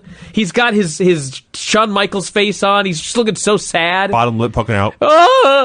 This was unbelievable. A guy on Twitter asked me, why is he not in the Hall of Awesome?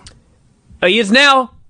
Okay, Hacksaw Jim Duggan. Hacksaw Jim Duggan is in the Hall of Absolutely Awesome. My dad's favorite wrestler. God damn, he's been so awesome every time he's been on this show. Yeah. In 1999. I'm not even talking about like his heyday. He's in the Hall of Awesome. It's official. Fontaine? Make it be. Make it be. Okay. So the Revolution comes out. Saturn cuts a promo on Tootsie Pops because everything's got to be funny now. Shane wants Hacksaw Jim Duggan. So they didn't mention this, but I think we talked about it last week. It was the Revolution versus Hacksaw and Mystery Partners in a trios match. And if Hacksaw lost, he would have to come out here and tear up the flag or whatever. Mystery partners were the fucking Varsity Club Yeah. in December of 1999. Coming back We told you they were coming. from out of the goddamn blue. They still lost Yeah. in their re-debut. Hell of a debut. So Hacksaw is sad. His bottom lip is quivering. He's just on the verge of tears. And finally he says, I'm not going to rip up that flag. And Shane Douglas says, Hacksaw, how dare you welch on this stipulation? Hacksaw says, I'm not welching on anything. I lied! And he starts throwing punches. So awesome. It was like the one time in my entire time watching wrestling that a guy reneging on a stipulation was the fucking coolest thing I ever saw. I was living and dying with every punch. Get him, Hacksaw! He's running wild. Hit Dean harder! They overwhelm him, and they're beating him up, and Shane says, to hell with those jackasses and standards and practices. We're going to burn this flag. The filthy animals come out to save the flag. Okay, as much as I love this, okay? Conan is dressed like a pimp and he's got no cardio. Kidman's a skinny geek and a wife beater, and Rey Mysterio's got no legs and he's on crutches. The heels have a fucking blowtorch. They still run for their lives. So it wasn't all perfect. What about when they make the save and Hacksaw can't get to his feet, but he's able to grab that flag and wave it to and fro from his back. I'm crying right now. He's what a hero. Piper and her son are walking around. Was it Nick or Mick? I thought he said Mick, but I think it's Nick. All right. So Piper comes out for a promo. Says, yes, he had sold out. He's done a lot of things to Mr. T, to Jimmy Snuka, to Cyndi Lauper. But he says, I am not a phony. And I don't dig this phony dog and pony baloney. That's actually what he said. At this point, he got a promo on the WWE in 2018. Nobody wants to see this badly written garbage, he says. They want to see guys fight. Yeah. This was another one of those ironies. It's amazing. Like everything that he said. It still holds up. Yeah. So he said he was going to quit. He told everyone, don't hit your kids, kiss them. Yeah. Let me go through a little Let me of write this. that down. First he says, I'm the real deal, I'm not a phony. He calls it a phony dog and pony act. He's sick of Vince Russo's clown baloney. These fans don't want to see BS, they want to see people fight. He says, I'm a real fighter. If you want me to do this dog and pony cartoon baloney, I quit. This is the last time I'll do anything for anybody. And then, yes, he says, everyone at home, just want you to know, Christmas, it's somebody's birthday. I want you to grab your kid. Don't hit him. Right. Hug him. I was like, what are you talking about? I wasn't going to, Roddy. That was never my intention. I was just about to. And Piper saved the day. Save young Billy from a black guy. He said, I've spent my entire life in this sport, but that's it, I quit. So his son, Oliver Twist, runs down. They hug. Then Goldberg comes out. Goldberg says, I stayed up all night trying to make sense of this crap. I didn't come to any conclusions. I'm like, I spent 20 years trying to come up with some conclusions for this crap. I still haven't. He says, there are a few guys I looked up to, respectable guys. Roddy, you were one of them until last night. I once thought those same thoughts. Roddy had a decision, and as far as he's concerned, he made the wrong decision. He sold out. Goldberg, he says, I'll never do that. And Piper just says, I'm sorry. Please don't be a phony. Bret Hart comes out. He's mad at the office. As far as he's concerned, he says this belt is vacant. He says, I'm going to go into the office and I'm going to tell them to shove this belt up their ass. I thought, okay. So, sometimes you hear a guy go, I'm going to go into the office and I'm going to tell them to shove this belt up their ass. Then, like, something else happens. The very next segment, He's the fastest man alive. Brett is in their office and he goes, take this belt and shove it up your ass. He was a man of his word. The way he can move. I just want to point out, before we get to the end of the show, the end result of Starrcade was Goldberg got screwed and Bret Hart was world champion. Yes. Everyone remember that. Yes. So then Russo tells him, he admits, I guess this time, I had nothing to do with the Survivor Series.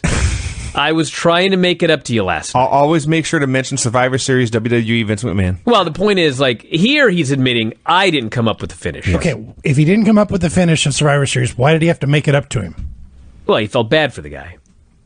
Please. I will add that right before Brett went to Russo's office, Goldberg told Piper, basically Goldberg forgave Piper and said everyone makes mistakes. So they're cool now. Then Russo says, you and Goldberg go out there and he'll beat you up like he should have done last night. That's the match for the main event. So the announcers talking about Brett and Goldberg say the world championship is vacant. Didn't Brett just win this thing in a tournament like 2 weeks ago? Yeah. That's vacant But he again. vacated it. So Heenan says the stupidest thing Brett's ever done. Why, Brett? Why? So technically, the match that followed was Mang and Norman Smiley versus Knobbs and Finley. Mm-hmm. It was really Mang in a handicap match against 3 men. Sure. Because any warm body he saw, he tried to kill it. And Norman was just getting beat up and screaming. They were all fighting in the aisle. They fought up the stairs. They fought into what was described as the Kevin Sullivan Chris Benoit bathroom. Because I guess it's the same bathroom. They brawled in there that one time. And then, I watched the show last weekend. So at the time I watched this, it was the grossest thing I'd ever seen. It may have been surpassed since then. But Sure. They took Norman Smiley into the actual men's room in this arena in Baltimore and gave him a real swirly in a real public toilet. Yep. I was getting queasy. It's not. I almost did what Tom did. I thought nothing of it. Yeah. I've been potty training and Tom barfed everywhere. And they pinned Norman after this. Piper talks to his son. Says, have a soda pop and stay here. Tells Steve to watch the boy. He takes his bat and he starts banging it on the walls and goes, nothing rubber here, baby. Because they've had fake bats. Mm-hmm. Yeah. He's telling us it's fake, except when he's on screen. Right. So he's going crazy. Brett tries to reason with him. Piper's having none of it.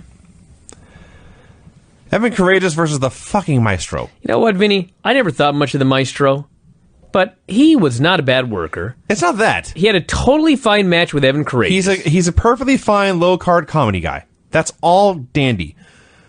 Why is there a guy playing piano and wrestling at the same time? I don't know. They've never offered one explanation for who he is. He's the Maestro. Why he wants to play piano. This should be a self-explanatory gimmick, Vinny, like the Barbarian. You wouldn't say, why is a barbarian eating raw meat? He's a fucking barbarian. That makes sense for a guy who then wants to get in the ring and fight people. Well, Maestro is a Maestro. Go down to the Seattle Symphony and see how many of your musicians there want to go get in the ring and fight people. Well, I bet I'm going to guess 0. I'll bet you could find one. And why is Maestro not concerned about breaking his fingers or hand? So, Symphony... Because it's fake. It's been made abundantly clear on this show.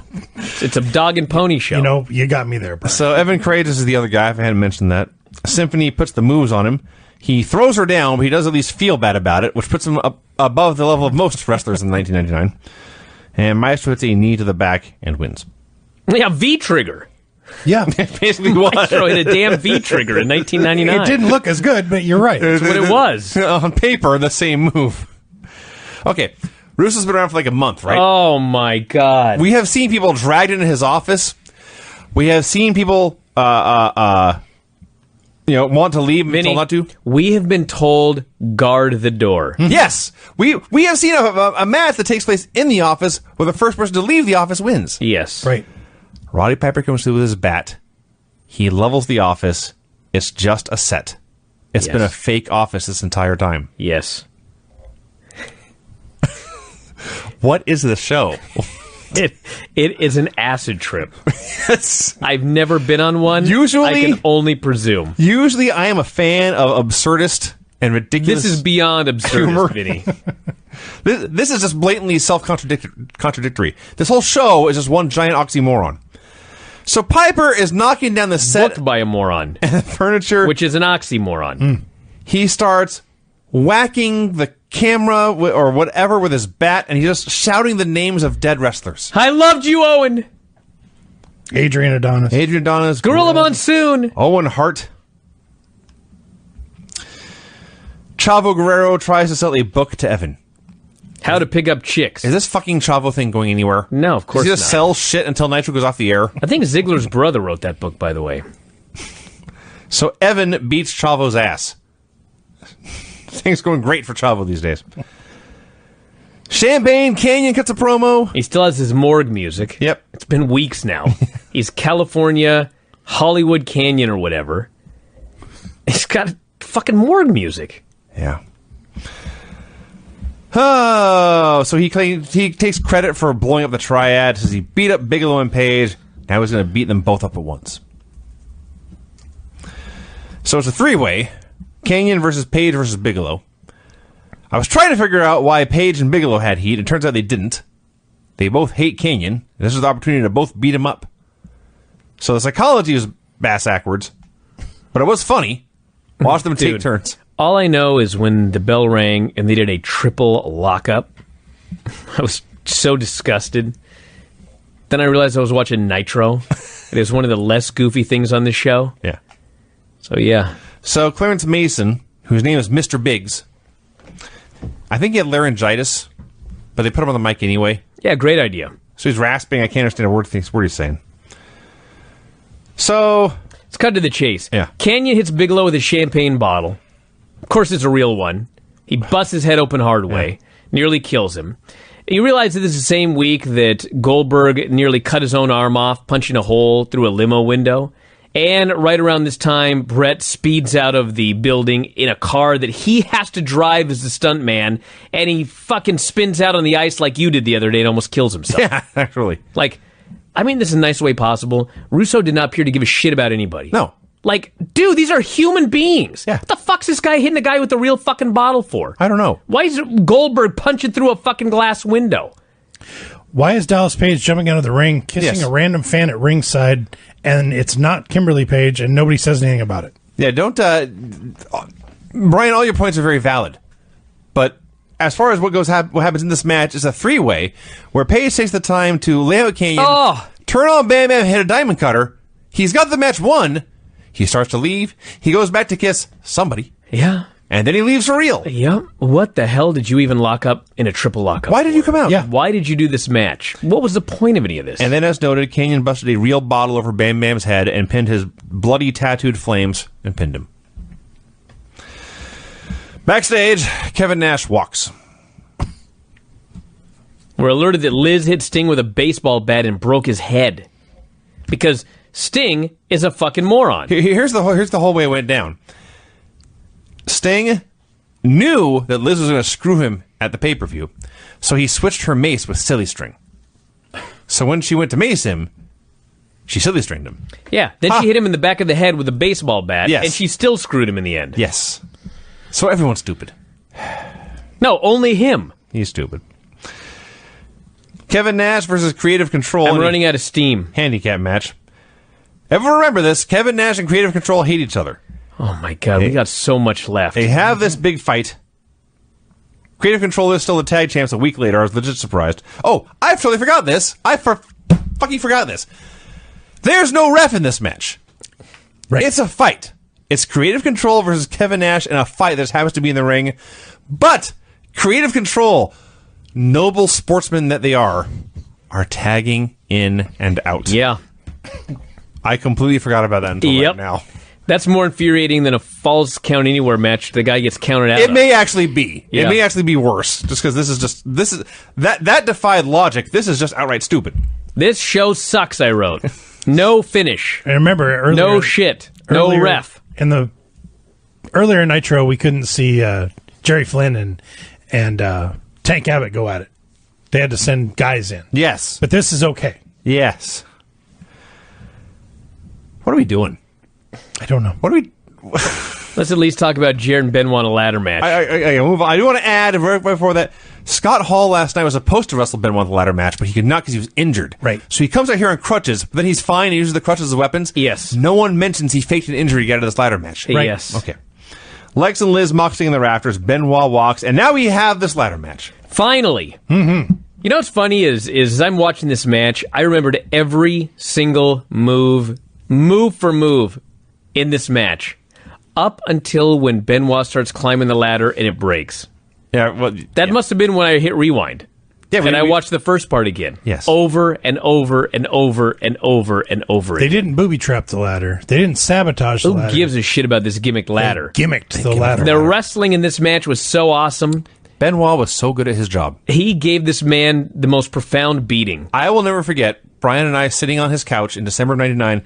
We ran and watched this over and over and over again. Yep.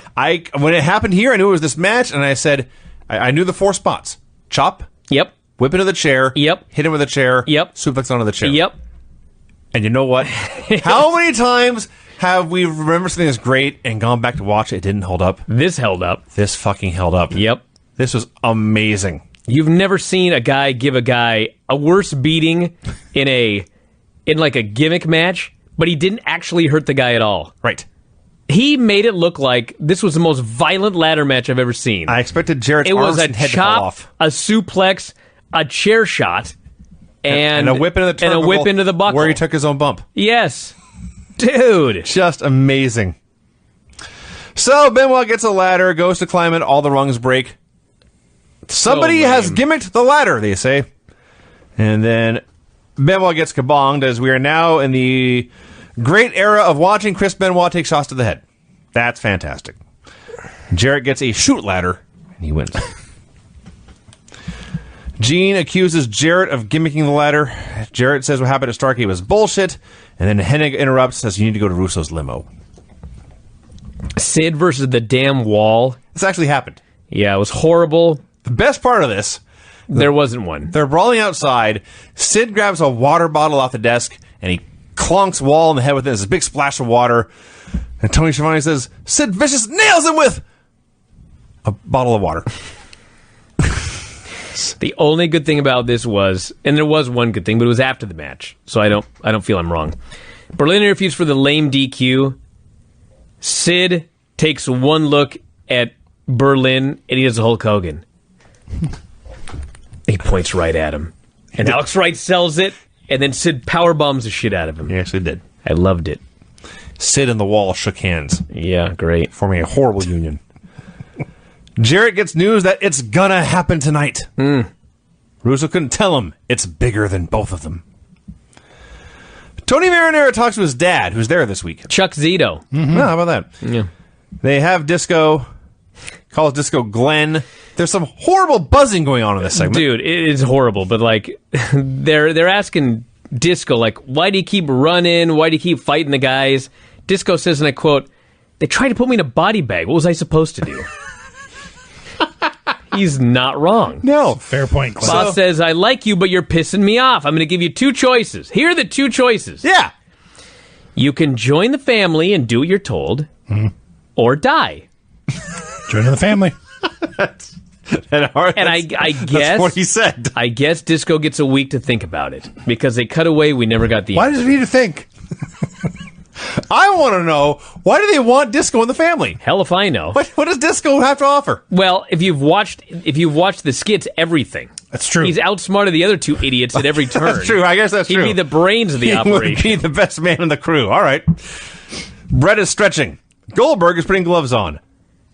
Harlem Heat and the goddamn Varsity Club. With Leia Meow. With Leia Meow. Yeah. So Leia Meow comes out. She has a graphic. It reads in clear letters, Leia Meow. The former Kimono Wanalea. That's what she from was. ECW. That was not on the graphic, Craig. No. But it was there. So Kevin Sullivan sits down at the announce desk, and Tony says, hey, what's the name of your cheerleader? Kevin says, I'm not going to tell you. So they don't watch the show either. No. So the Varsity Club, who are randomly back together after They're a the Lucha House Party. decade. Yeah, they are, in fact. Sullivan leaves to do commentary. He tags in, wrestles. Steiner tags back in, Rotunda tags in. They just take turns doing it. No one cares. Kevin on Sullivan refers to Rick Steiner as Robbie Steiner. Yep. Yeah. His real name. There's fucking chin locks in this match. Finally, Midnight shows up. Stevie tells her to hit the bricks, even though he's winning. And Rotunda rolls him up from behind, pins him. I felt like I've been watching this show for 1,000 years at this point. I feel like that's still right now. 2 geeks at the ring. I swear to God, I thought, what are these fucking fans doing here? Why hasn't anyone run him over yet? It's PG-13. If I was stunned to see Varsity Club win a match on Nitro in December of Yes. 99, when they got attacked by PG-13... Seriously, did somebody Photoshop the network? Was this sabotage? This cannot have happened. It happened. PG-13 attacking the Varsity Club on Nitro. Yeah. This sounds like somebody put Memphis and Jim Crockett and Nitro in a blender, and this popped out on accident. That's what happened. Speaking of weird segments, Daphne is now randomly. She's like Stacy. She's like BB. Like a couple of weeks ago, she was a fan. She was a fan. Now she's just part of the damn show. Sure. The Misfits are hitting on her. She knees them in the balls. I wrote kisses him. Apparently, she bit his nose. I thought she kissed him too, but they said, yeah, she bit his nose off. She screamed. David is now with Daphne. Yeah, they attack the ring announcer. They Put the worst boots ever to the guy. Yes. So Vampiro comes out. They're doing this verbal back and forth. David Penzer's on the ground, deceased. Yeah. Talking over his corpse. So Vamp insults David, and then just turns his back, and David attacks him with a crowbar. What a dipshit Vampiro turned out. He was an absolute moron. Ever turn your back on a man with a crowbar? Especially after you insult him. Yes. So the Misfits run out. They get attacked. Nobody cares. For the life of me, there's not a human being in all the world in 99 who would have cared about David, Flair, and Daphne feuding against Vampiro and the Misfits. Mm-hmm. There's no one to like here. No. There's no one to cheer for. And there's no reason. We don't know why they're fighting even, really. The medics tend to the Misfits backstage. Gene with Bagwell. Yes. Gene says, hey, tell me about the rumors of you and Kimberly. He tries to shut him up. Gene says, if you leave without saying anything, you're admitting your guilt. So then Bagwell starts going, well, she's a 10 on my scale. Gene says, I want to know if you've been there. He says, well, if DDP wasn't married to Kimberly, Buff would put his stuff all over her. That's gross. What? He said that. What? He said that, and then as he's laughing and smiling, his sunglasses randomly pop off, like a champagne cork. It was amazing. So he's talking about, like, in graphic detail about having Kimberly in bed. Finally, Dallas Page's music hit. Bagwell is stunned. Oh, yeah. Was caught off guard. Oh, shit. At this talk about graphically explaining how he fucked a man's wife, so bring that man out to kill him. Now, before all that happened, the first part of this promo, Bagwell is putting himself over. He says, I have won 4 world tag titles with 3 different partners. That's never been done before. In this very company, Arn Anderson won 5 titles with 4 partners. Huh. Well, that's not 4 with 3. I suppose not. Also, in the background, somebody is holding up a sign reading www.consensual.com. And a security guard took it away. No, I did not type that into my computer. I'm not typing it in. No. Rob's on the... Rob. He's on the case. Make sure you put on private. You're going to send the cops here. Private mode. I'm not an amateur, Vinny. Piper says goodbye to Sid. Sid wishes him a Merry Christmas. Okay. I like what Sid said to Nick, see you, little kid. All right, Rob, the way you spell it, U-N. Would you get out of here? So, Piper says, I want you guys to know, he's speaking to the locker room, including PG-13. I want you guys to know you're the best group of athletes that have ever come along this business. You must demand more. 2 years from now, he says, you'll all be burned out. They'll take you in the back and put a bullet in you. Wow! Look at that guy. He says, I'm no genetic freak, but I had balls. I never saw my kids take their first steps or say their first words. I sacrificed my family to build this business. My kids cry every time I leave. This generation can do one thing my generation never could. Stand up, he says. Stick together. Form a union. I cried with laughter. And then Spoiler alert, no union was formed. said Merry Christmas and left. Yes, Rob, you're dying to tell us what you found. So, you're all going to be horribly disappointed. There's nothing on consensual.com. I'm not disappointed at all. Just an ad to say this domain is available to purchase. So, there you go. anyone who's an aspiring entrepreneur, If you were that guy, consensual.com, Hey, let's it's buy available. it and point it to WrestlingObserver.com. All right. So, Bret Hart, who had screwed Goldberg and kept the title, in a match with Goldberg for the vacant world title. Ref gets bumped. Hall and Nash attack with baseball bats. Bret takes one. Bret attacks Goldberg with a bat as well. So Piper runs out. Piper attacks Bret. He lays on Goldberg. The ref recovers. The ref counts 3 and awards the belt to Bret. Yes. Right? Yep. The ref was down, and apparently the ref was confused, and when Piper laid on Goldberg and would not get off, the ref was just like, I'm going to count the pin. He awards the title to Bret Hart, who Tony announces is the new champion. And at first I was like, no, he was the champion. Are you confused? You thought Goldberg was a champion? Then I realized he had vacated and won the belt back on this show. Yeah. He screwed Goldberg to keep the title, just so the next night he could screw Goldberg to win the title. Well, now he's a 2-time champion. What the fuck? This is a bad show. This makes no sense. It's awful. So Jarrett runs out, hits Piper with a guitar. They spray paint NWO on Piper and Goldberg, and this was funny. So hold on, before you get to that, I think their idea was Brett went to all of this trouble so that he would convince everyone that he was a babyface, so that they could lure Goldberg into a trap. Did we really need to lure Goldberg into a trap? The trap was they went to have a match and dudes ran in and beat him up. Yes. That's your fucking trap that you had to lure him into? Yeah. This is a poor television show. This is a lot of work for little reward. So they go to spray paint NWO on these guys. Now you recall a year or two ago. Yeah, the NWO. Yeah, they're back. If you didn't know. And it's Brett and the Outsiders and Jarrett. So a year or two ago, the NWO was running wild, and they spray painted Goldberg. And at the end of it, just for fun, they spray painted his head. Yeah. And he was really, really pissed. Fast forward to this event, when they go to spray paint the NWO logo on him, and they get the N in his chest and the W in his belly, and then they are very, very, very, very, very careful to spray paint the O on his leg and not his trunks, so they won't ruin his gear and give him reason to murder them. I laughed and Stay laughed the hell and away laughed. from his head, too. And his head. So, yeah, everyone, the NWO is just back.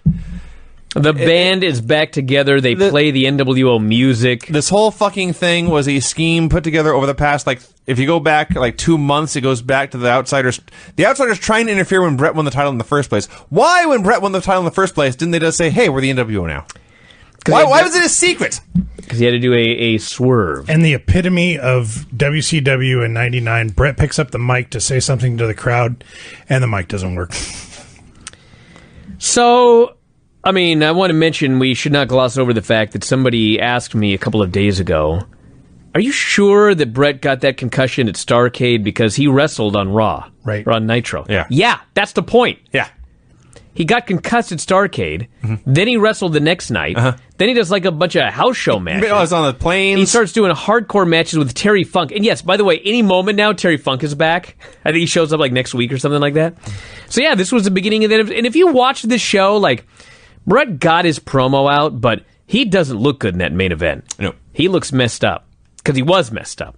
So we are witnessing week to week the end of the career of the great Bret Hart. Yeah. Because they threw his ass in the ring and he just kept wrestling. Yeah. Well, here's your music, Vinny. I hope it goes through 8 times. This may be a record. This band is back together again. The finishes on this terrible show were pin in an intergender match after distraction in a foreign object. Pin after 8 distractions by a crazy old guy. No finish due to run-in by security. Pin in the bathroom after swirly. Pin after distraction. Pin after a champagne bottle shot after a third guy had the match won but just left. No finish in a handicap match where guys were doing tags with no ref. Win in a ladder match after the first ladder was gimmicked. DQ due to interference from a guy's own manager. Pin after a guy was distracted by his own valet or manager or whatever midnight is. Pin for the world championship where a guy who is not in the match pins a guy who is in the match, but then another guy who is in the match wins. Wow. I cannot properly express how happy I am when Tuesday night's over. It was a team effort, I think, but I think this afternoon, when you laid out the plan of what you wanted to do, I went through and did the math and verified that the plan would work. So we're good to go. Yeah.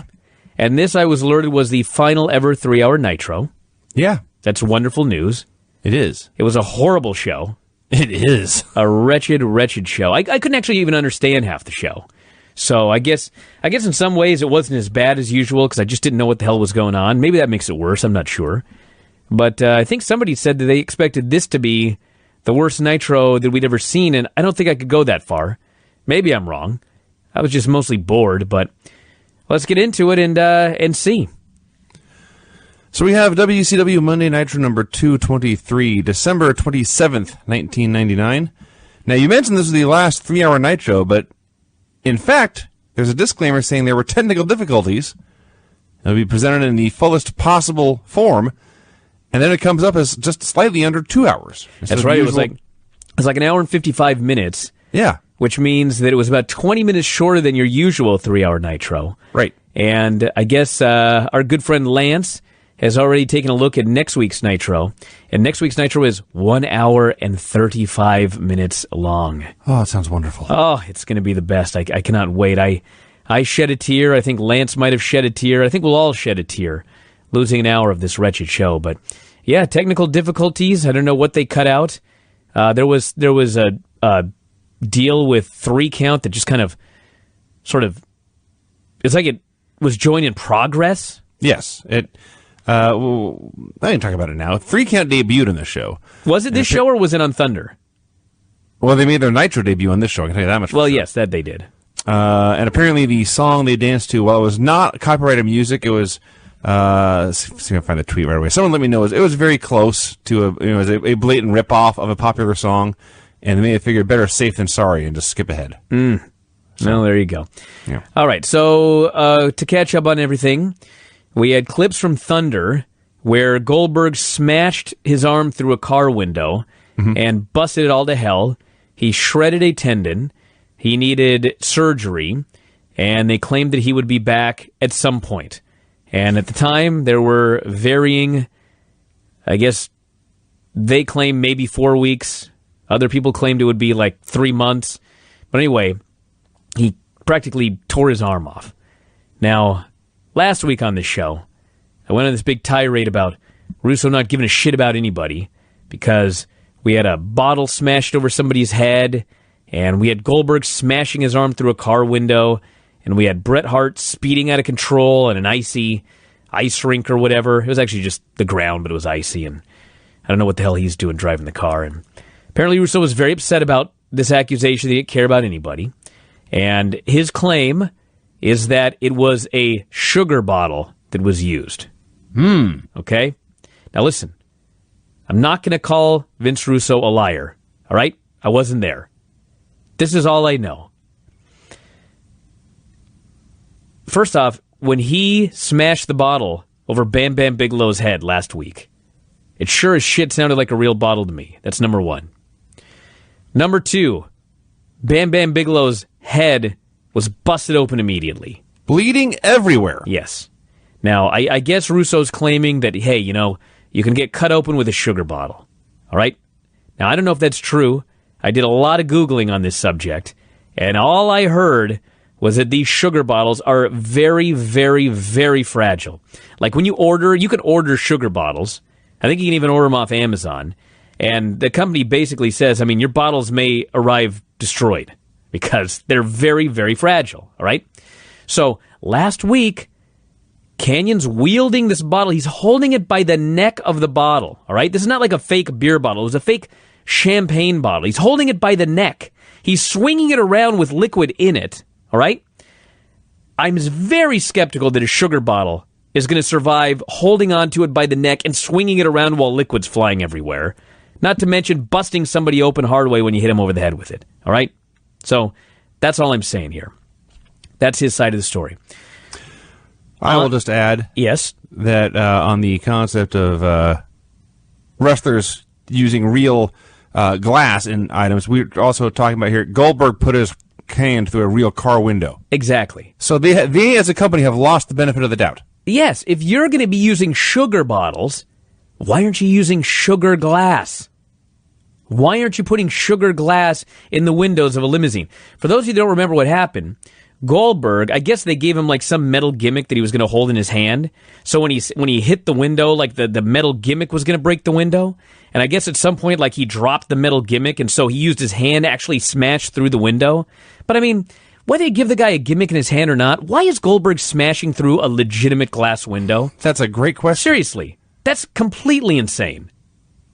As far as skidding out of control in a car, I guess Russo claimed, don't blame me, I just write the stuff, blame the stunt coordinator. Well, it was the stunt coordinator's fault too. Like, why is Bret Hart speeding out anywhere in a car? All right? Fine, maybe that one wasn't Vince Russo's fault, all right? I don't know what happened. But this is insanity. There's shit like this on the show every single week. And it's not just this show. It's Raw. Like there are people hitting each other with glass bottles and shit on Raw. And it's too dangerous here in the 90s. If anybody's going to try and argue with me that it wasn't too dangerous in the 90s, get out of here. I didn't want to hear it. Don't even bother. We're not even talking about what was going on in ECW at the time with New Jack and Vic Grimes and Mike Awesome and Masato Tanaka. Yeah. The whole era needs to be wiped clean. Or it can't be wiped clean. We just have to deal with it. So, yes, we had a recap of Goldberg putting his arm through a goddamn car window and smearing blood all over the hood of the car. The I don't want to say best part, but he smashes the first two windows and everything's fine, and he smashes that third one, and it's immediately clear something's gone terribly wrong. And he goes up to the hood of the car, and he looks at the windshield, which I guess he was supposed to smash too. And he kind of takes two feeble shots at it with his left hand, and he wipes his arm on the hood just to make sure blood gets everywhere. Yeah, a bad thing. All right, hey, stand by, Vinny.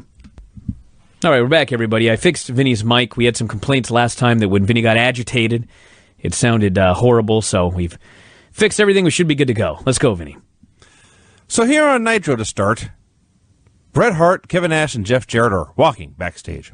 A lot of walking on this show. Yes. So then the announcers talk for, 30, 40 minutes.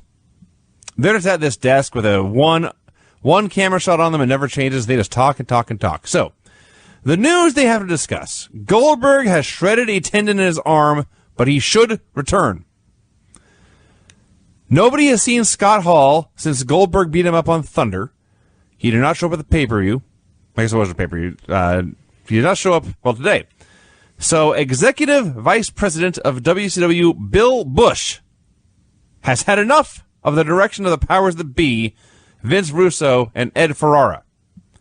It was decreed by Executive Vice President Bill Bush that if Scott Hall did not show up at the Houston Astrodome, where Nitro was, by 7 p.m., the Outsiders would be stripped of the tag team titles. That deadline had come and gone. The Outsiders are no longer tag team champions. The powers that be, who are apparently still in charge, even though we were just told they were not in charge. Confused yet? Oh, I am all right. They have booked a Lethal Lottery New Year's Evil Tag Team Tournament. Yes. We'll start tonight. Yes. So, by the way, there was no Russo on this show. Dr. Claw's gone for the time being.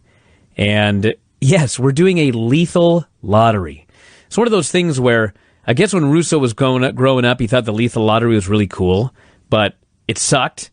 It did horrible business. It was never a success. And here we are doing the Lethal Lottery in 1999. If you're going to do one of these, and we'll get into this, but have an air of authenticity and believability. Throw some random matchups out there. Don't have every single one be a combination of either a guy fighting his own partner or a guy teaming with his enemy or both. It just makes the whole thing stupid.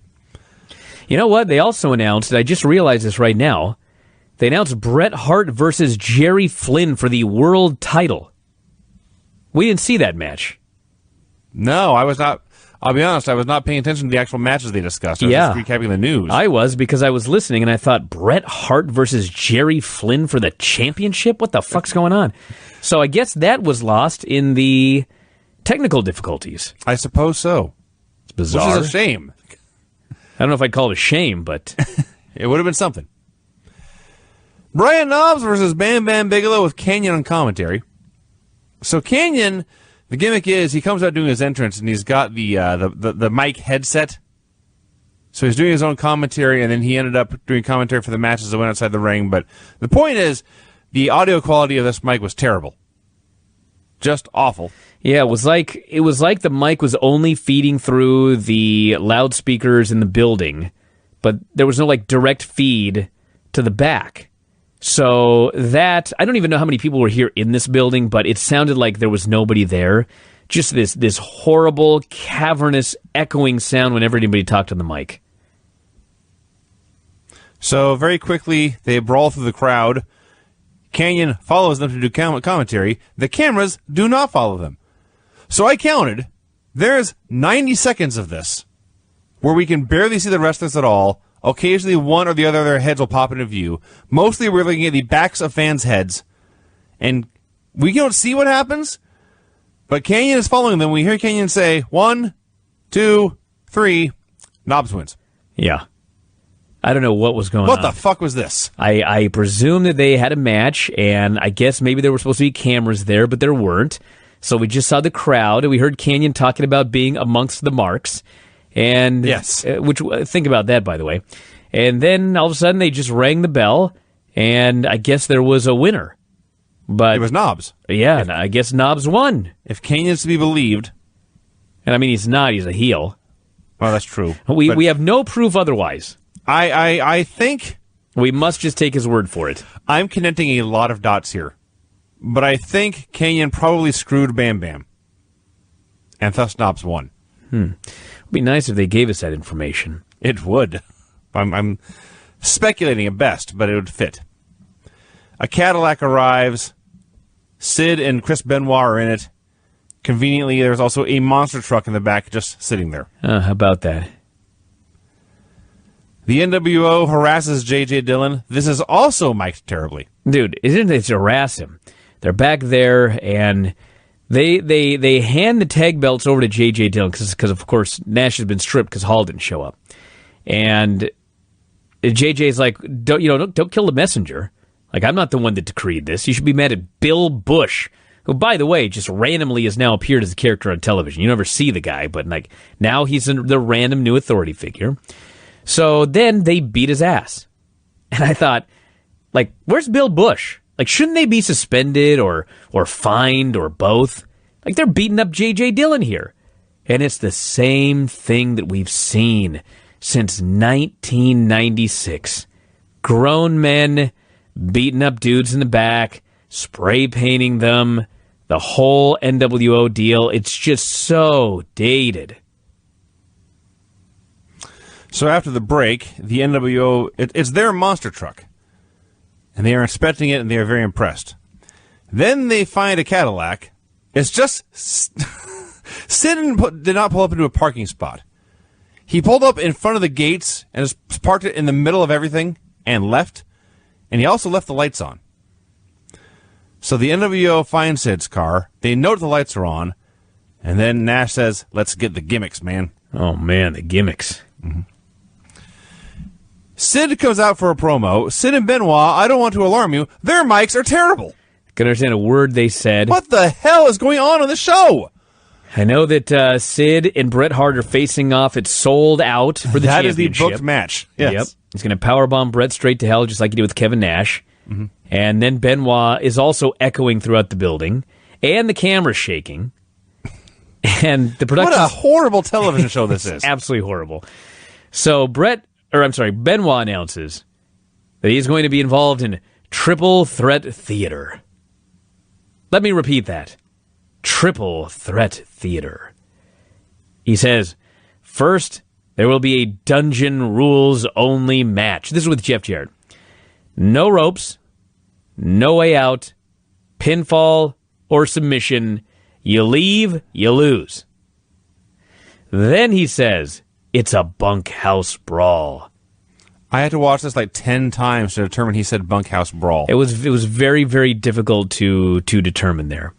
And then he says the third match is going to be Caged Heat.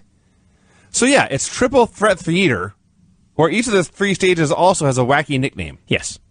So what, you might ask, is Caged Heat?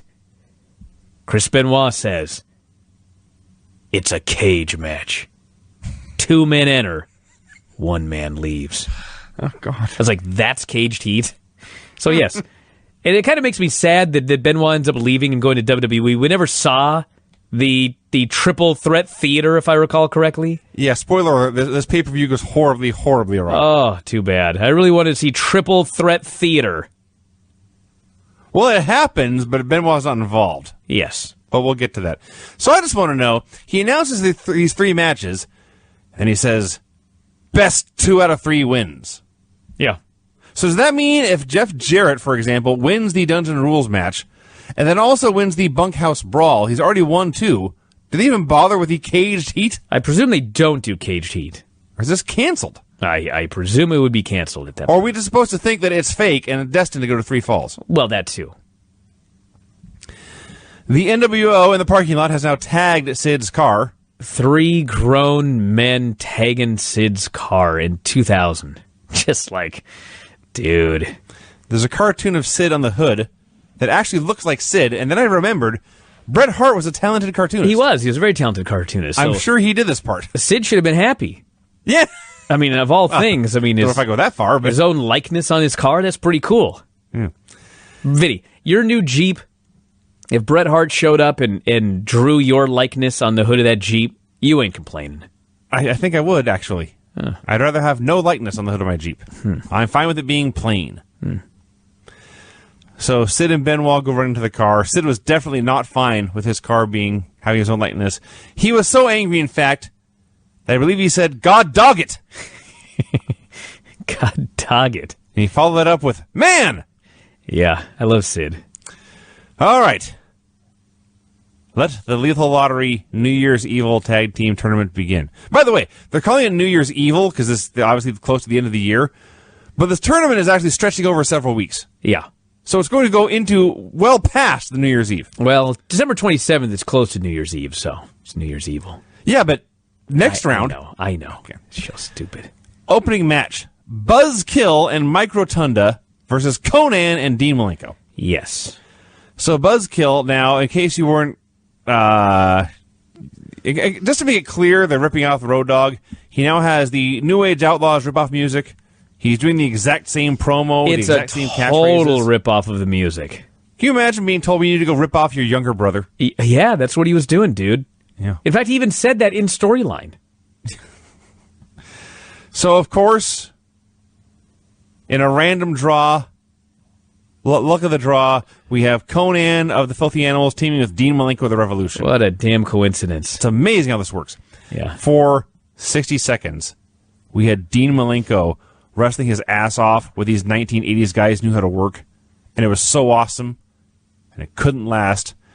Dean and Conan start fighting. A brawl breaks out.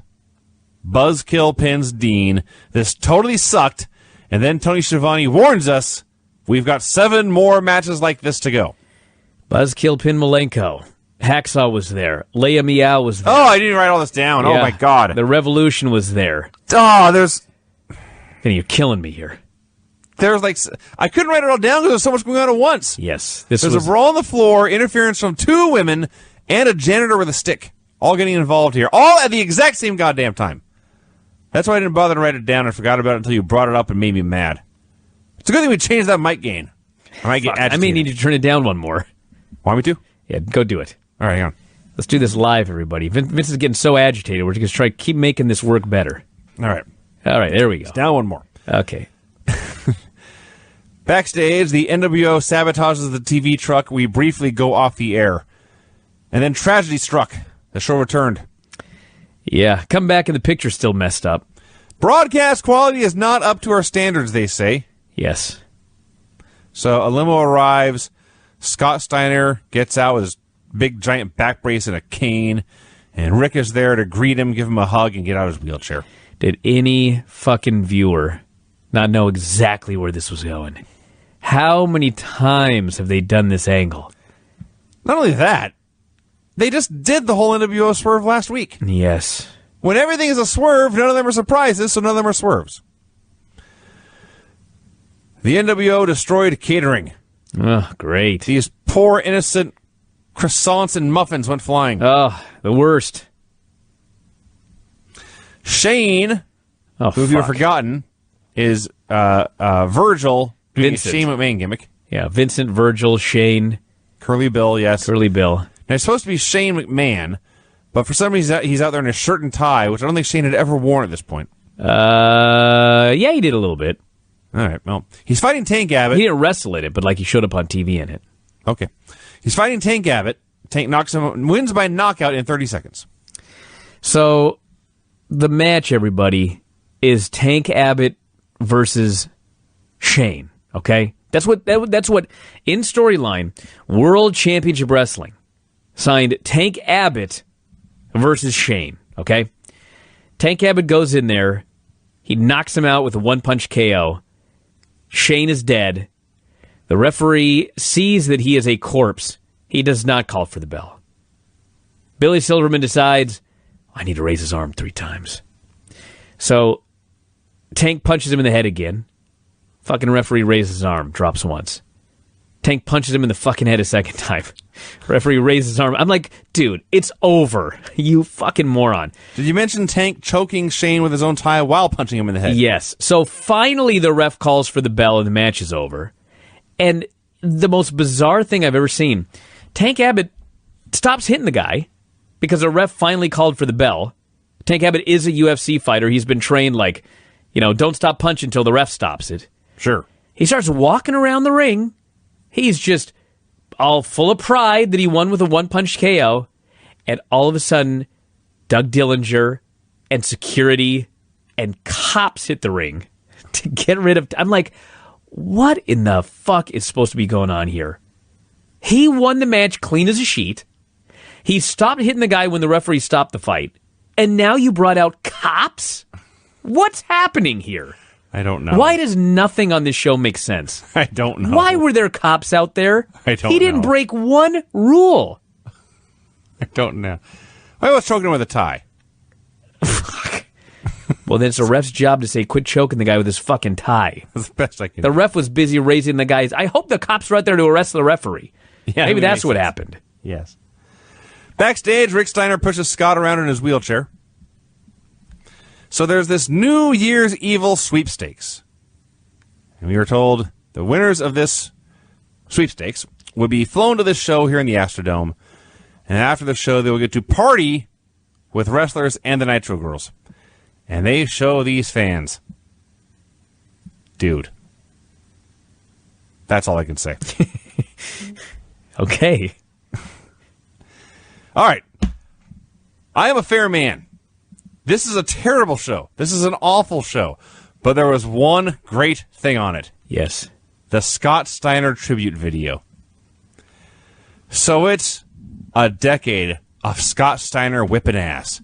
And he's suplexing dudes and Frankensteinering them and throwing them around. He's got this sweet mullet and he's got his huge biceps. And he just looks awesome. And they're talking about how through all the years, his 3rd, 4th, and 5th vertebrae had ruptured. Oh. And after a second consultation with his doctor, Scott Steiner learned he would never be able to wrestle again. And here is the closing part of the speech on this tribute video. It is with this tribute that we at World Championship Wrestling and the entire Turner family wish to send our sincerest thanks to Scott Steiner for all of his years of dedication, hard work, entertainment, and his friendship. Thank you, Scott. There will never be another man quite like you to grace the squared circle. Well, that's true. This sport is a better place, which makes no sense, because of your involvement, and we will never forget your contribution. Good luck to you as you embark on perhaps the most challenging battle of your life. Scott, we're all in your corner. Oh. Heart-wrenching. So awesome. So the Steiners come out for this promo, which means we get to hear Steiner line for maybe the last time on Nitro. Yes, last time ever. Scott is dewy-eyed. Oh, Scott says, you know what? I had a speech, but I watched that video. Yeah. Just brought me to tears. He's literally weeping. Rick hugs him and leaves. And yeah, Scott is weeping. And you know what? Looking at that video package, I believe this guy has been moved to tears. I did, yes. He's talking about degenerative discs and surgery. The doctors told him to retire. The toughest part of all this, he says, I'll never be able to wrestle with my brother again. Oh. At this point, Rick had left to give Scott his time, and he stopped at the top of the ramp to turn around and look at him in sadness. Oh, this is all so tragic. For Scott's last words, please, everyone, please say a prayer for me. So he is done, and he goes to leave, but out comes the NWO. They bury his ass. Bret Hart was off his game last week, to put it kindly. He was on fire here. Truth is, Scott, you were never that good anyway. Get your stinking ass out of the ring. We don't have time for a washed-up nobody like you. They bury him for a while. A production geek is telling them to go to commercial, so Jeff Jarrett levels him with a guitar. Yeah. A random WCW production employee is attacked by a wrestler with a guitar. There will be no repercussions for this. Nah, Bill Bush doesn't care about that. Guy probably sucked at his job, I guess. Yeah. So they do go to break. When they come back, the NWO is still in the ring. They're just babbling on and on. They're calling the fans pussies or calling the fans assholes. If you pay attention to what they were saying here, I'm pretty sure Jeff thought they were still in commercial. He may have. It's just... all these local references about Houston fans and the Astrodome, and they should call it the Asshole Dome. It's just like I've seen this before. Yeah. And I realize we're watching this in 2018 and like we keep seeing it for years and years and years, but I mean, when you watch the show week by week by week, and they're just going back to the goddamn NWO again in literally, we're in 2000 now. I know it's the 27th or whatever, but we're in the year 2000. They're going back to the NWO again. Mm-hmm. And it's not even like it's something new. They're doing the same shit from 1996. We tag people. We hit the production guy because that's edgy or whatever. We do the cheap heat yelling at the people. It's just so lame.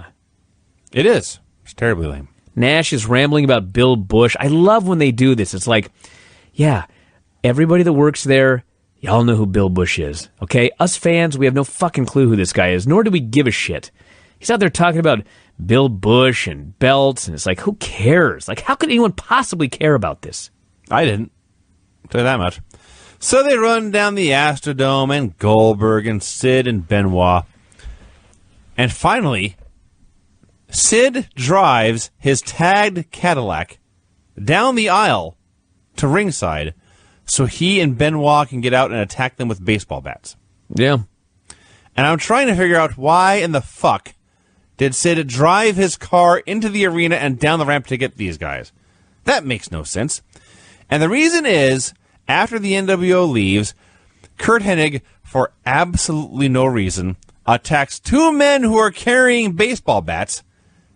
They hit him with their baseball bats that they are carrying, and the payoff is they throw him over the top rope, and he takes a bump on the hood of the car, and that's it. Yep. It was so important to get a guy going over the top rope and bumping on the hood of a car, they had to have him just run out for no reason to take this bump. Yeah. I mean, it wasn't going to be Nash.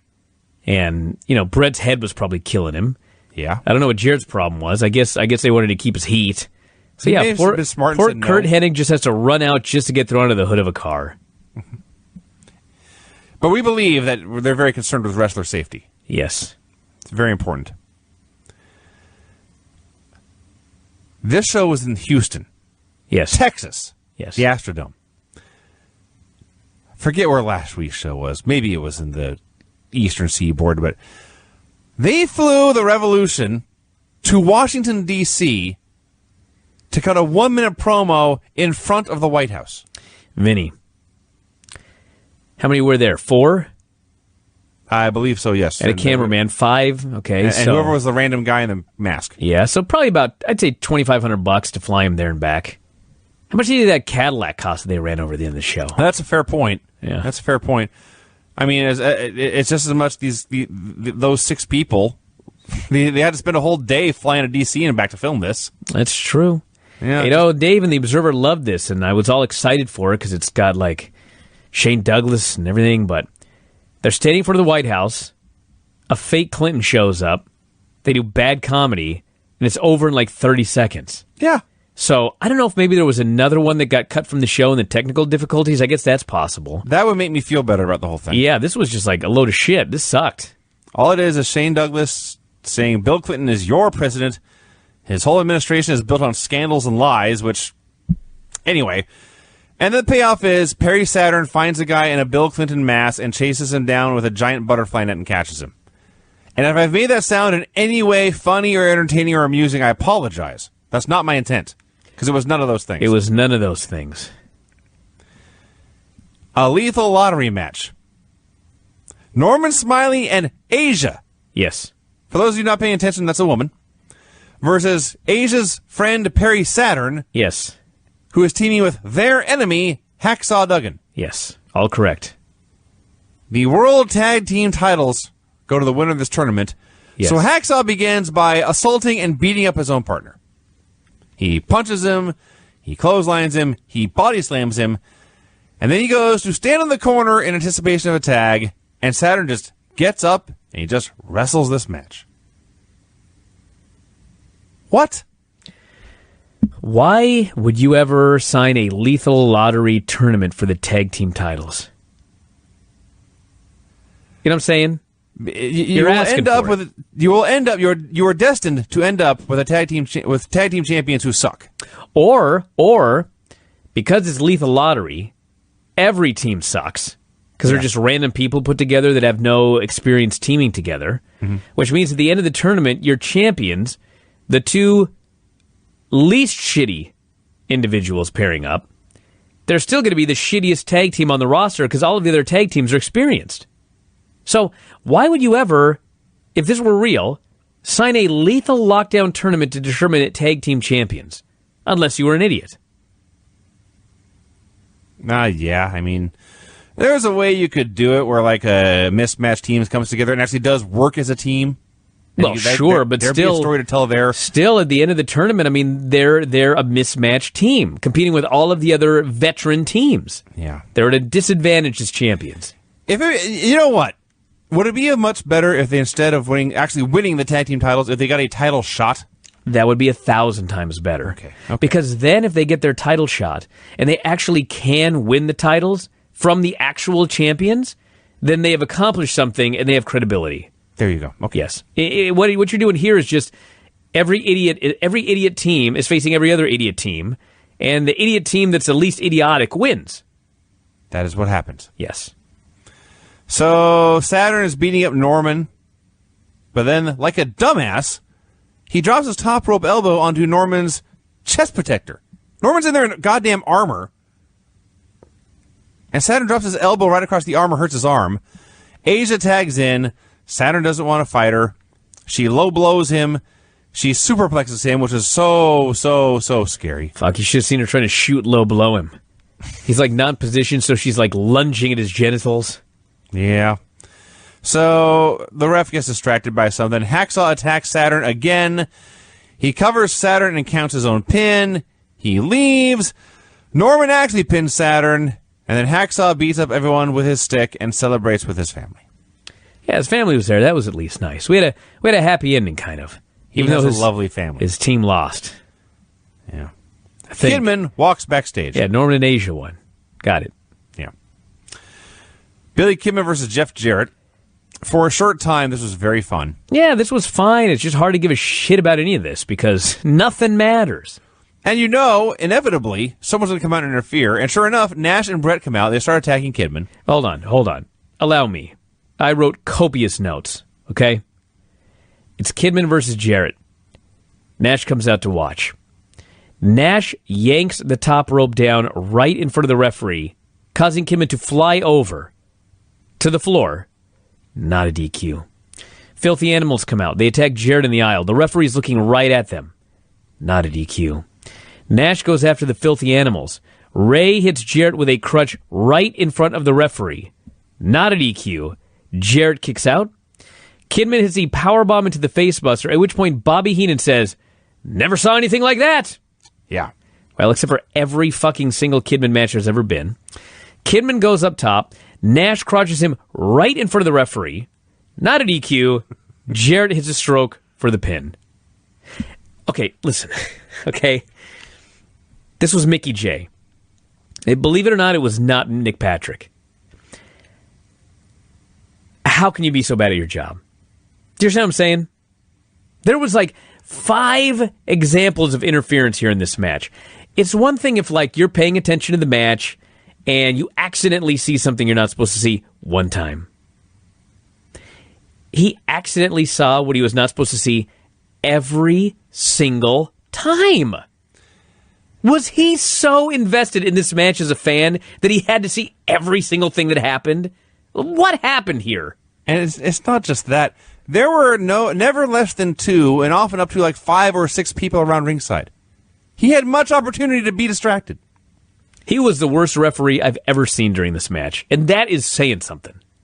So, the only things I can add to this are at one point, after Brett and Nash interfered, and Kidman kept kicking out of everything anyway, and Heenan is so bored of this, he just says, "Come on, Jarrett, pin the goof." And then the announcers yell at him. They're He's not a goof. Can you give him a little bit of credit? Yeah. Bobby's like, who cares? The other thing is that in this melee here between the Filthy Animals and the NWO, it's only a couple of seconds long, but hey, we got to watch Bret Hart and Eddie Guerrero trading punches. Benoit. Brett Bret Hart and Eddie Guerrero were trading punches here. Eddie Guerrero? Yeah. Oh, yeah, he was out there. You're right. Yeah. So that's kind of cool. Who cares? I'm done. I've hit my wall. Well, we still have... This is what I'm doing over Christmas break, dude. I'm watching Raw, SmackDown, and this show. Yeah. Gene Okerlund then tells us what you are about to see is a total mockery. Thank God he told me that, because I thought this was the real Sting. We may not have ever figured out what's going on. Sting comes out as Luger in a wig. Yes. And I think Gene said something like a nice weave or something like that. Nice rug. Rug, that's right. So well, first off, I just got to get this out. Luger's trying to be Sting, and so he's doing Sting's woo.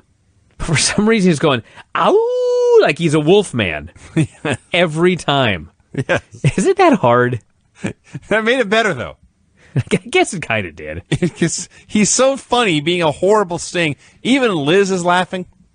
He's just awful, but that makes it funny. It was funny, but like, I mean, is anyone clamoring to see Sting get his hands on Luger?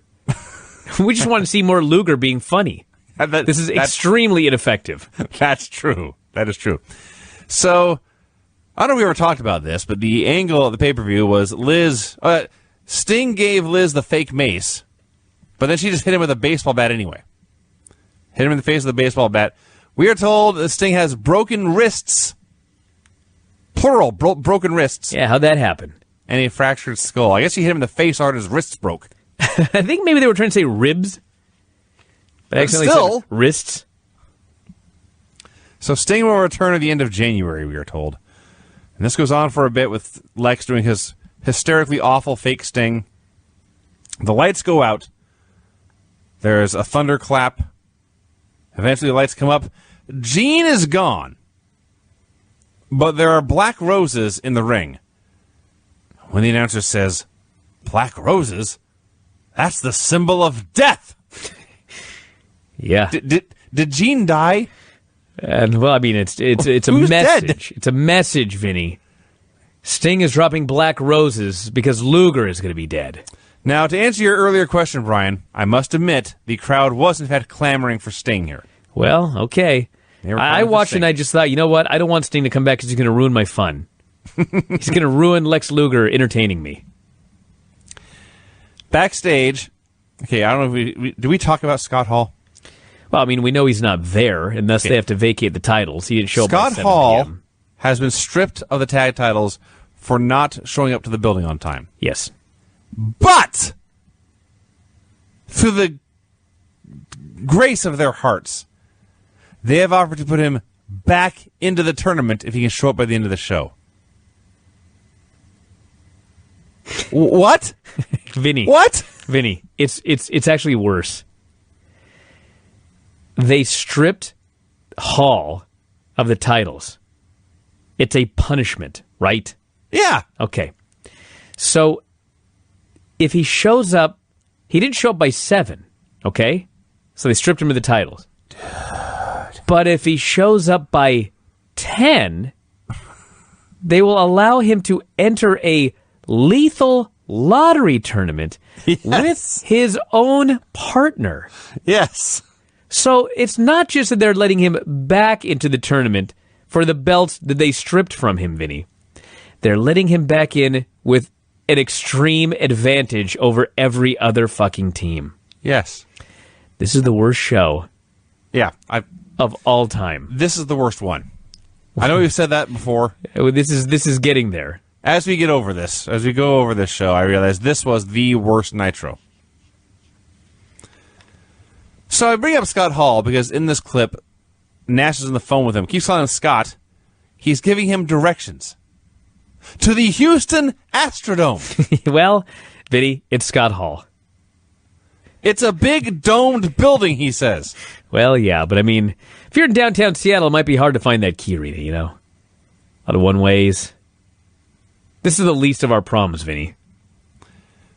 Our next match. Here's one for you. Okay, seriously, help me out here. All right? Please. It's Finley and Meng, Lethal Lottery, against the two men who used to be Creative Control. Yes. Okay. Now they are the Harris Boys. Okay, hold on a second. So when they first came out, I thought, all right, so the powers that be, Vince Russo, want Creative Control to win. Therefore, in this Lethal Lottery tournament, they're allowing them to be put together as a team, right? Sure. I mean, no announcer mentioned this. No. But that's the first thing that I thought. But then I realized they're not wrestling in their Creative Control attire. No. They're in, like, tank tops and shit. That's Ron and Don Harris. They announced that they're now the Harris Boys. And they are no longer aligned with the powers that be. So you're now telling me that they're no longer aligned with the powers that be, but they have been allowed by the powers that be to team up together in the Lethal Lockdown? Or are we supposed to believe that this was like a random draw? This was the random draw, Brian. Dude. This is just a coincidence. That's how fucking stupid they are. Jesus God almighty. So Meng hits the ring. He just starts brawling with Finley before the other team's even announced. I'm not doing the math, but there's 3 or 4 of these matches, and every single one somebody's attacked their own partner. Tony Schiavone outright says, "We've seen this all too many times tonight." Keep on fighting. The Harrises come out. There's briefly an actual tag match going on, and then Meng and Finley keep fighting, and they fight up the aisle, and they get counted out. Fuck you. Yep. Schiavone here says, as they're getting counted out, like they're getting farther away from the ring, Schiavone is sure to point out the Harrises are doing a very smart thing here by just sitting on their ass and not following them to get counted out themselves. Very smart. Yeah, Tony Schiavone is very impressed. It's like Warrior Roland. Extreme intelligence. So they brawl up the aisle just forever. They're fighting. Their fight up the aisle after the count out legit longer than the actual match itself. Then the lights go out again. A mysterious figure attacks the Harrises. He's supposed to disappear, but the lights come on early and he has to run away. I watched this over and over. There's a dude. He appears on camera right between like the ref and one of the Harrises. He jumps to his feet. He is wearing a Tommy Hilfiger sweatshirt so you can spot him. He shrugs for like a long time, asking what the fuck is going on. He drops his arms. He's looking at the aisle, trying to figure out what's happening. And you see him do like a violent shrug again, as if to say, who the fuck was that? This is the worst show of all time. It's up there. David and Daphne are backstage watching a movie in the dark, calling themselves the Natural Born Killers. Yeah. Here is where we cut to the middle of Vampiro beating up 3 Count. Yeah. They did. We just cut back and 3 Count is dancing. I'm Yeah. like, when the fuck did 3 Count debut? Why is Evan Courageous suddenly in a boy band? Vampiro's beating him up. And it leads to... I got to take over. Now I'm really getting agitated. The show's awful, man. My family's here. I'm trying to really just reel it in, but... You want me to go? No. I must talk about this, okay? So, they announce Evan Courageous and Vampiro are partners here in this Lethal Lottery. Their opponents tonight are David Flair and the Maestro.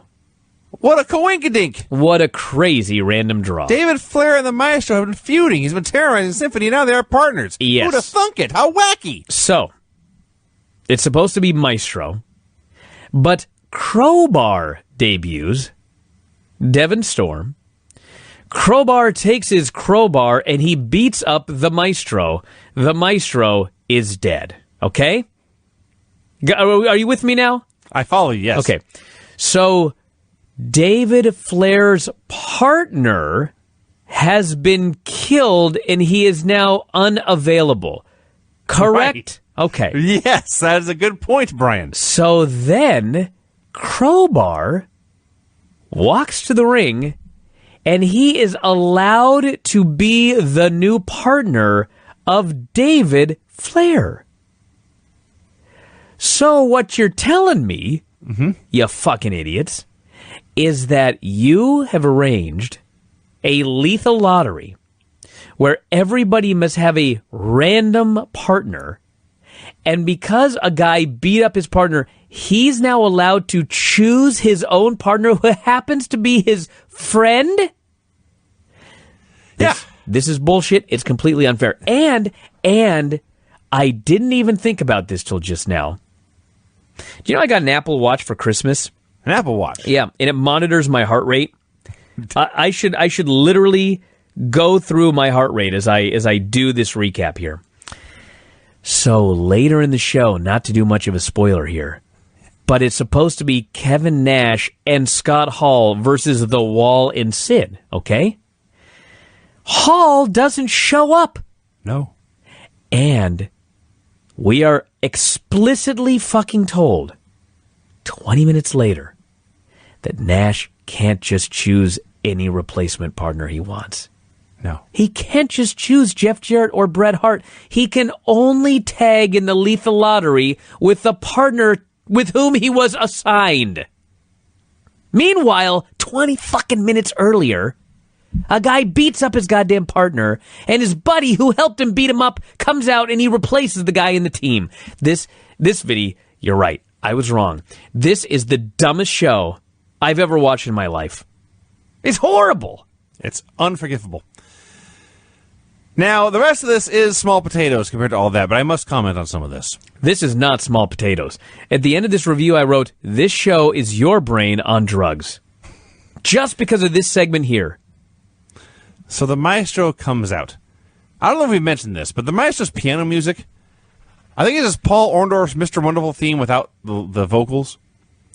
Now, the music starts to play, all right? They cut to the entranceway where there's a piano on a platform. And the Maestro walks up to the piano, and he turns his back, and he walks away from the piano. They went through all this trouble to have a piano out there when he didn't even play it. And then he just gets killed by Crowbar anyway. So Crowbar comes out. We are told that on Thunder, Crowbar was working at a filling station. Oh my God, I remember this. And that is where David Flair and Daphne found him. Oh my God, I remember this. So this guy from the Chevron gets in this ring, and he's better than half the crew. He's doing suplexes. He's doing flipping somersault leg drops. He's holding his own against Vampiro. This grease monkey is putting everyone to shame. So there is more bullshit here. Maybe the name of the place was Spot Monkey. Hey, there you go. Hey. So 3 Count gets back involved. Vampiro's fighting with them. Daphne is out there. They're using weapons. I could not, for the life of me, I was trying to write down everything that happened, and I gave up. There's a lot of shit going on. Crowbar hit Vampiro with a pipe with help from 3 Count. So David gets the pin. Evan is watching this, and after the pin realizes, hey, wait, I just lost. So he's fucked himself. At this point, 3 Count says, oh, well. They clear the ring so they can dance again. There is, I didn't even know they had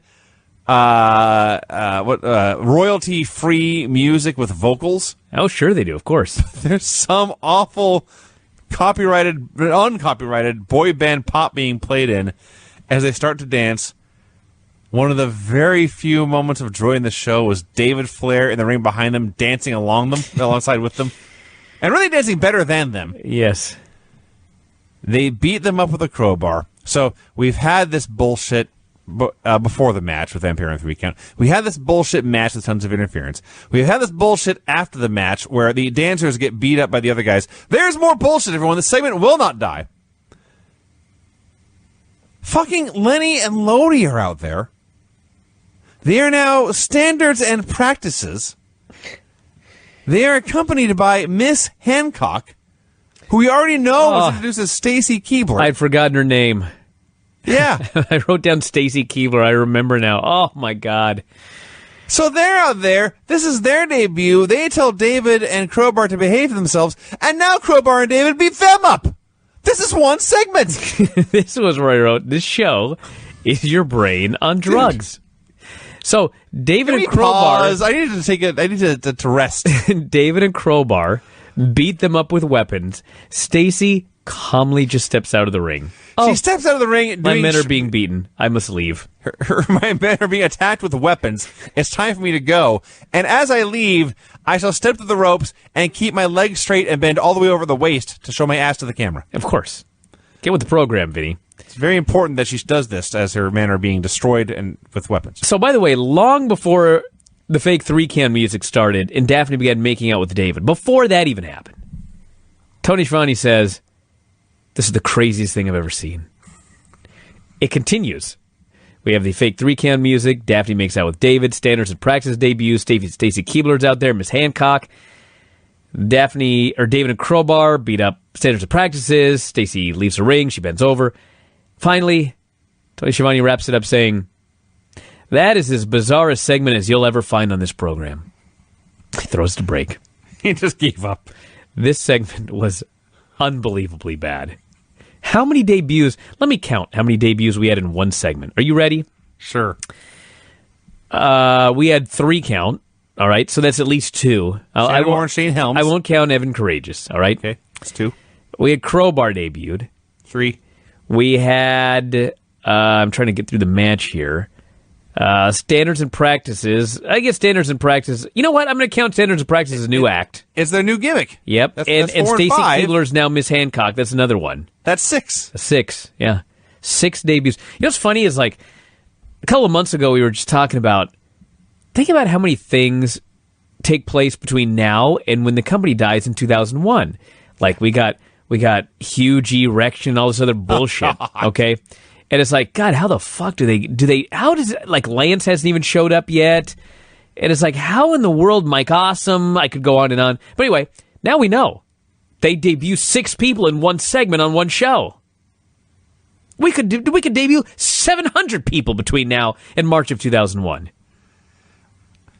I might debut on Nitro soon. It's very possible. I've forgotten. That we're going to show up there. The NWO is backstage bickering. They want to know where Scott is. Nash tells them Scott will be here. There's all sorts of audio problems in this horrible, awful, miserable television show.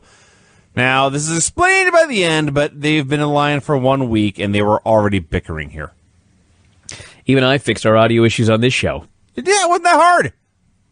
You told me to do it. I know nothing. You know nothing.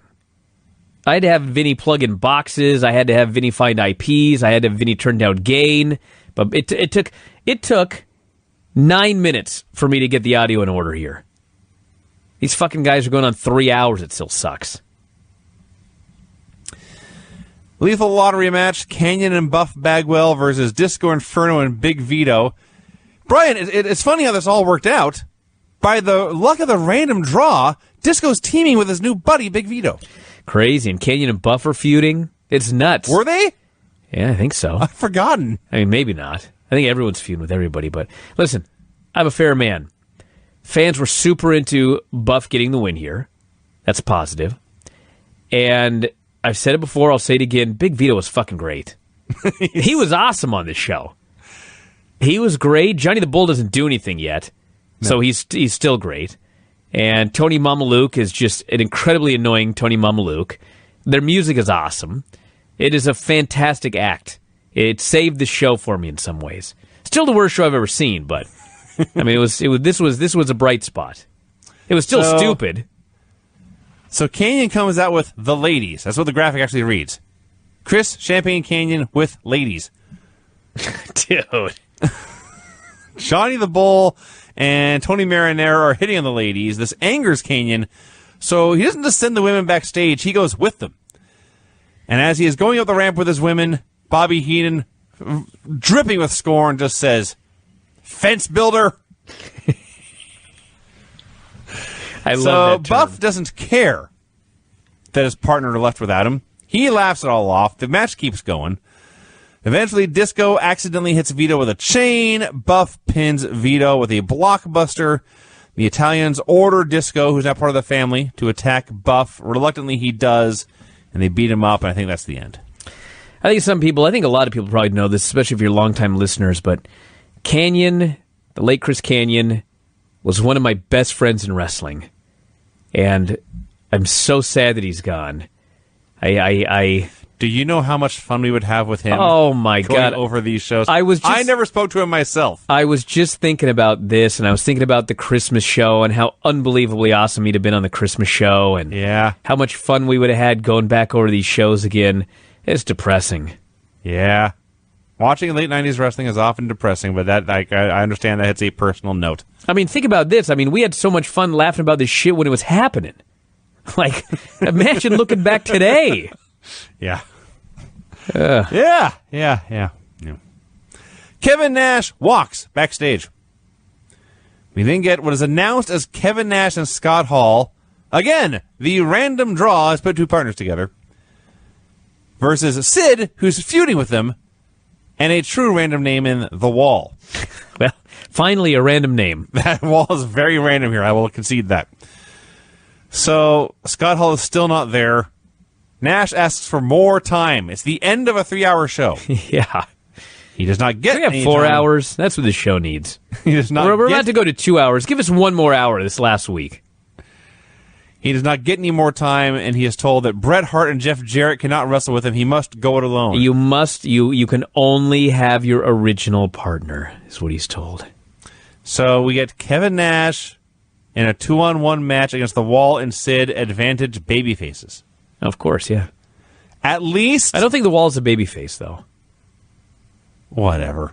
At Actually, I least don't know. Nash's friends, while not technically in the match, were frequently interfering to at least give the illusion, or try to give the impression, that he had the numbers on his side. So eventually, most of this match is Kevin Nash versus The Wall 1-on-1, if you can imagine that. It actually was funny because there's a point where I guess Wall didn't get the memo about Nash not liking to bump, because he grabs him for a back suplex. And the look on Nash's face is like, oh no.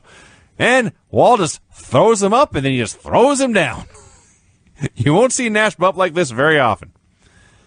So finally, Sid, after all this interference, he loses his mind. He hits the ring without a tag. He throws the ref away.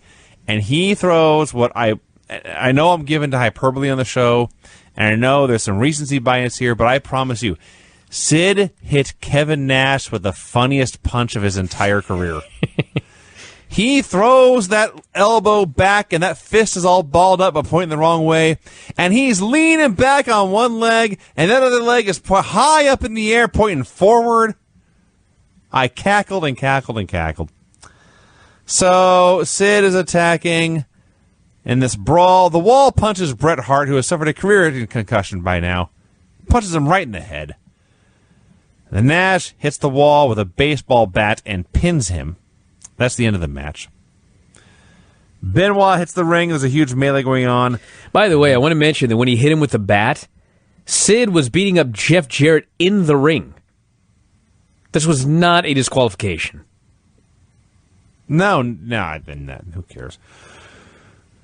So Benoit comes out, and Scott Steiner limps out. He's got a bat, and he's got his back brace. And then, you'll never guess, everyone, he hit Sid with his bat. Oh, I can't even believe it. You kidding me? It was a swerve the whole time. And he pulls off his back brace, and he pulls off his shirt, and he's got an NWO shirt on. And the announcers say, hey, they said Scott would be here. And that's Scott. Ah, what a swerve. Don't we all feel dumb for not seeing that coming? Actually, on the swerve scale, that's a great one, actually. So He promised a Scott, and a Scott showed up. I lost track of how, but Sid's car was at ringside again. Yeah, they drove it out there. That's how Sid showed up in it, I think. I forget. But he's out there. They throw him in the passenger seat. They all get in the car. There's no room for Big Sexy. So Nash gets on the hood of the car and just hangs on for dear life. And they weren't slipping on ice. But people have gotten hurt doing stuff less stupid than this. Well, let's be perfectly honest here. This could have been Nash going into business for himself. It absolutely could have. Yeah. This is more comment on the era than any one particular individual outside of Nash, who was the one sitting on the hood of a car, trying to hang on with one hand and look cool with his other. So they drive into the parking lot. They all get out.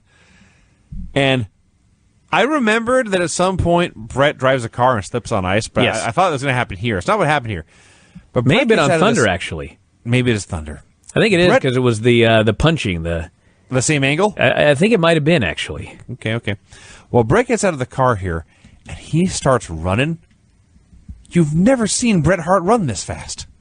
He's running as fast as he possibly can. Maybe they told him they're going to go off the air soon. But he runs away, and then the monster truck drives up. We are led to believe Bret Hart is driving it, and that Sid is still inside the Cadillac, and the monster truck drives over the Cadillac, and now Sid's dead, and that's the end of the show. This is bad. Dude. This was absolutely horrible. What a horrendous television show. Yeah. They all run together, Vinny. They do. I mean, I'll take your word for this one was the worst because it was really, really bad, but I think I'm numb to it now. The first Russo show was horrendous. The next one I remember being even worse. And then it felt like for 2 or 3 weeks they leveled off. We got numb to the bullshit. But I'm pretty sure that this, on the whole, was worse than any of those other ones. It was certainly worse in more diverse ways. We've never seen a show, I don't think, that had this many technical issues. Well, that's true. I mean, that we didn't was even talk terrible. about.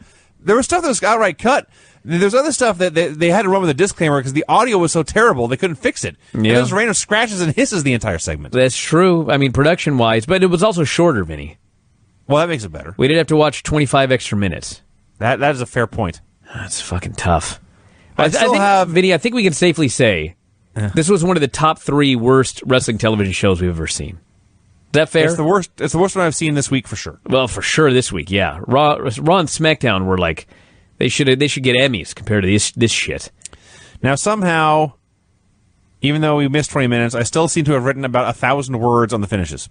Well, I don't have the music, so you're just gonna have to do the finishes without it.